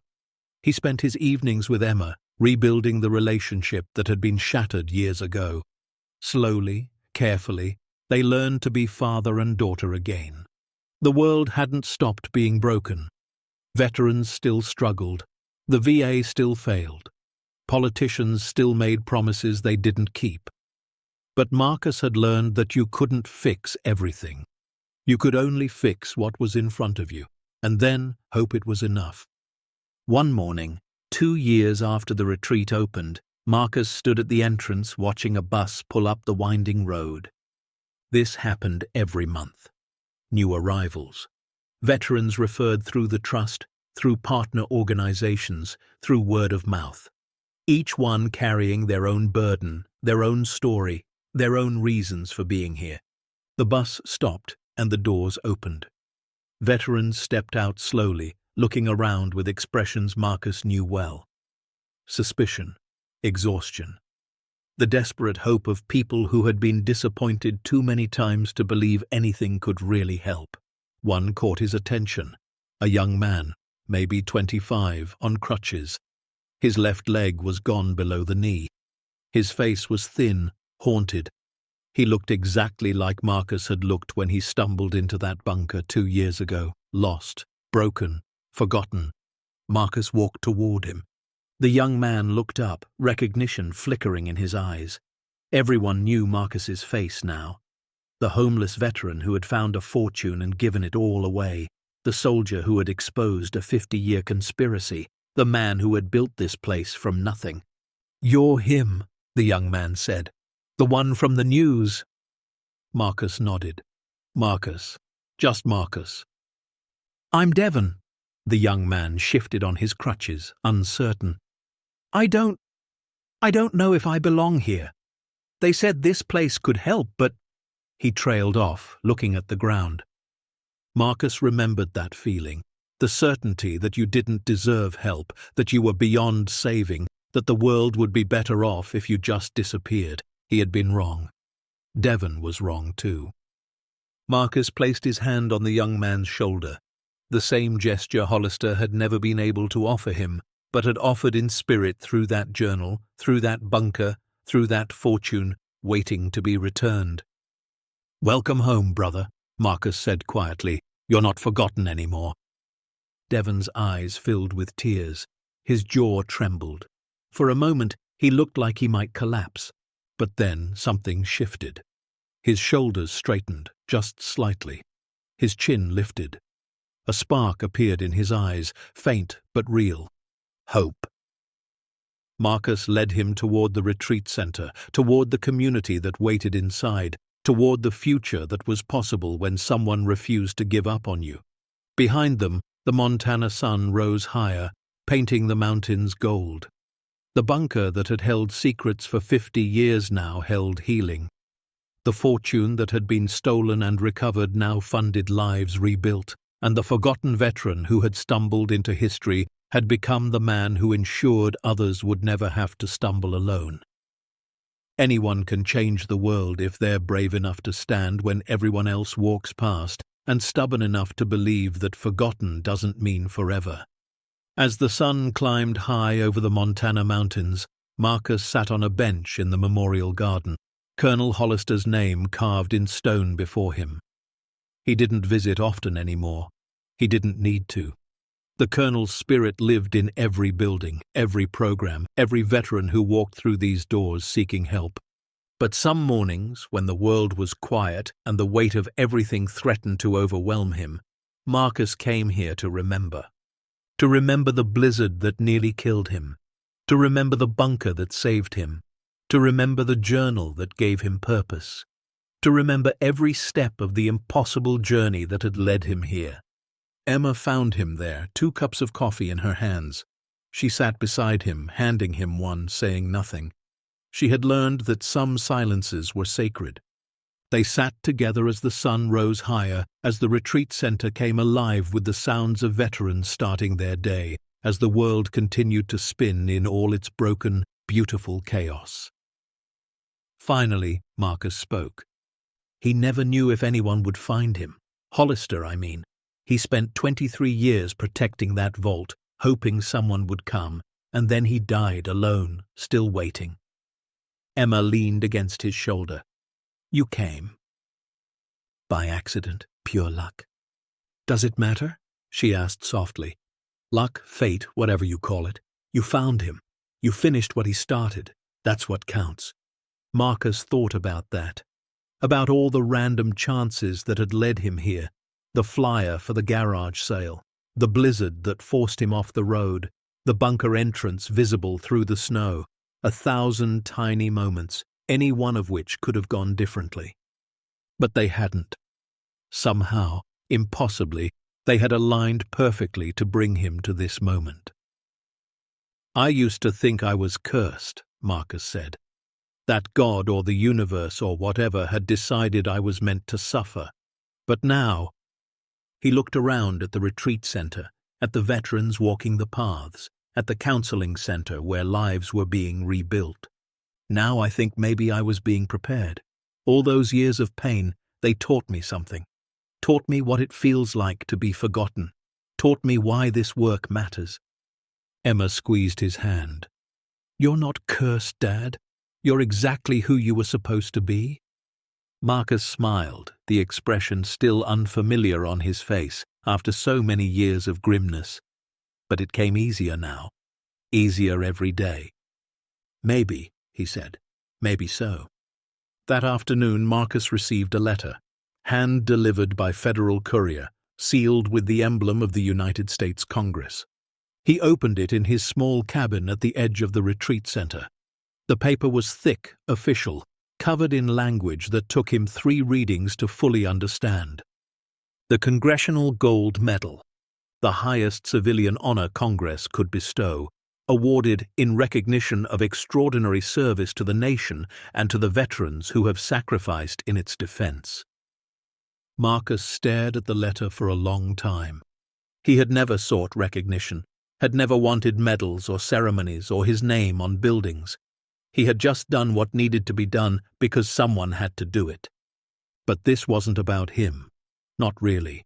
This was about Hollister, about every veteran who had been failed by the system, about proving that their suffering had not gone unnoticed, that their sacrifice had not been in vain.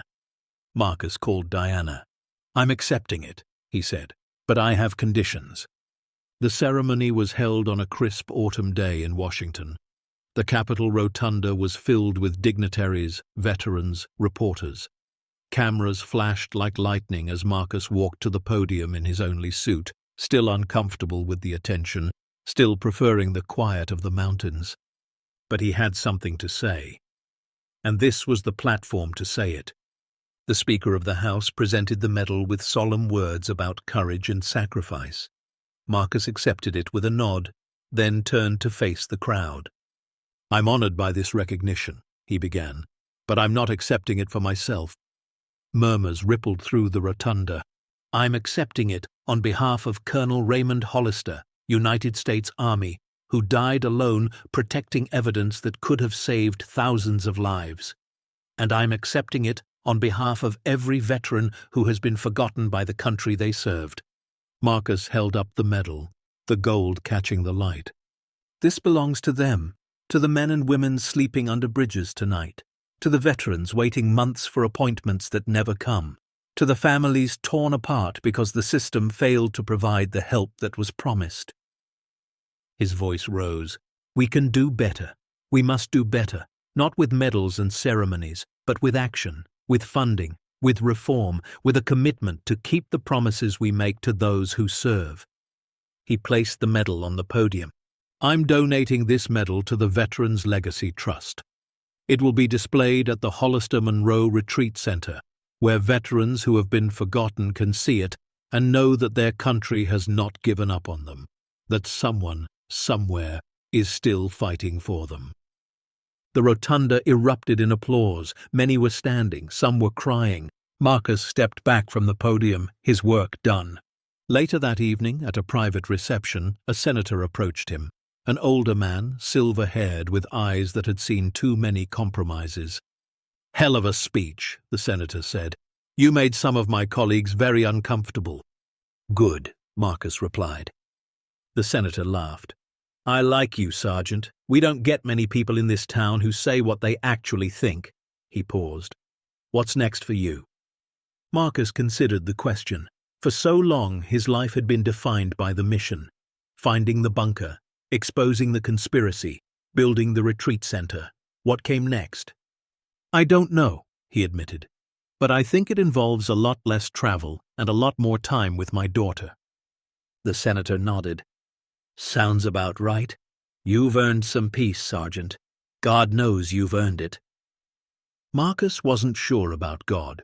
Wasn't sure about much anymore except the work and the people he loved. But peace? Maybe. Maybe he had earned a little of that. 5 years later, Marcus stood at the edge of the memorial garden, watching the sunset paint the mountains. The retreat center had grown beyond anything he had imagined. 300 beds now, plus satellite programs in 12 states.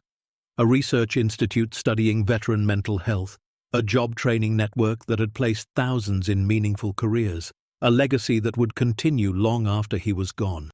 Diana had written a book about the whole journey. It had become a bestseller, the story of Colonel Hollister and the forgotten veteran who had finished his mission. The proceeds went to the trust, funding more programs, reaching more lives. Walter had passed away 2 years ago, peacefully, surrounded by friends. His ashes were scattered in the memorial garden, his name carved in stone beside Hollister's. Grace still ran the trust, though she had trained a full team to carry on the work. She visited Montana every summer, staying in one of the cabins, hiking the trails that Marcus had come to love. And Emma. Emma had become a nurse practitioner, specializing in veteran care. She worked at a clinic in Missoula but spent weekends at the retreat center, volunteering, connecting with the residents, continuing her father's work in her own way. She had given Marcus a grandchild the previous spring, a boy named Raymond, after the colonel who had made everything possible. Marcus held him now, watching the sunset, feeling the warmth of new life against his chest. "You're going to grow up in a better world," Marcus whispered to the sleeping infant. "Not perfect, but better, because people fought for it, because one man refused to give up, even when everyone else did." Raymond stirred, made a soft sound, then settled back into sleep. Marcus smiled. The blizzard that had nearly killed him was 15 years in the past. The bunker had been transformed into a healing center. The fortune had been distributed, every cent returned to the veterans it had been stolen from. The conspiracy had been exposed, the guilty punished, the truth finally told. And Marcus, the forgotten veteran who had stumbled into history, had found something he never expected. Peace, not the absence of struggle, not the end of work, but the quiet certainty that he had done what he could, that he had honored Hollister's sacrifice, that he had given meaning to his own suffering by using it to help others. That was enough. That was more than enough. As the sun disappeared behind the mountains and the first stars appeared in the darkening sky, Marcus held his grandson close and whispered a prayer. Not to God exactly, but to something, to Hollister, to all the veterans who had been lost, to the universe that had somehow impossibly brought him to this moment. "Thank you," he said, "for giving me a reason to live, for showing me that forgotten doesn't mean forever, for proving that one person can make a difference if they're stubborn enough to try." The stars offered no response, but Marcus didn't need one. He had his answer. He had his peace. And somewhere, in the quiet depths of the universe, Colonel Raymond Hollister was finally at rest. Anyone can rebuild from the ruins if they refuse to give up, refuse to stay forgotten, and refuse to let the darkness have the final word. Because sometimes the people the world throws away are exactly the ones meant to change it. The end. Up next, 2 more powerful stories of courage, redemption, and the moments that remind us why hope always matters. Click to keep watching with us, and don't forget to hit subscribe if you believe that forgotten doesn't have to mean forever.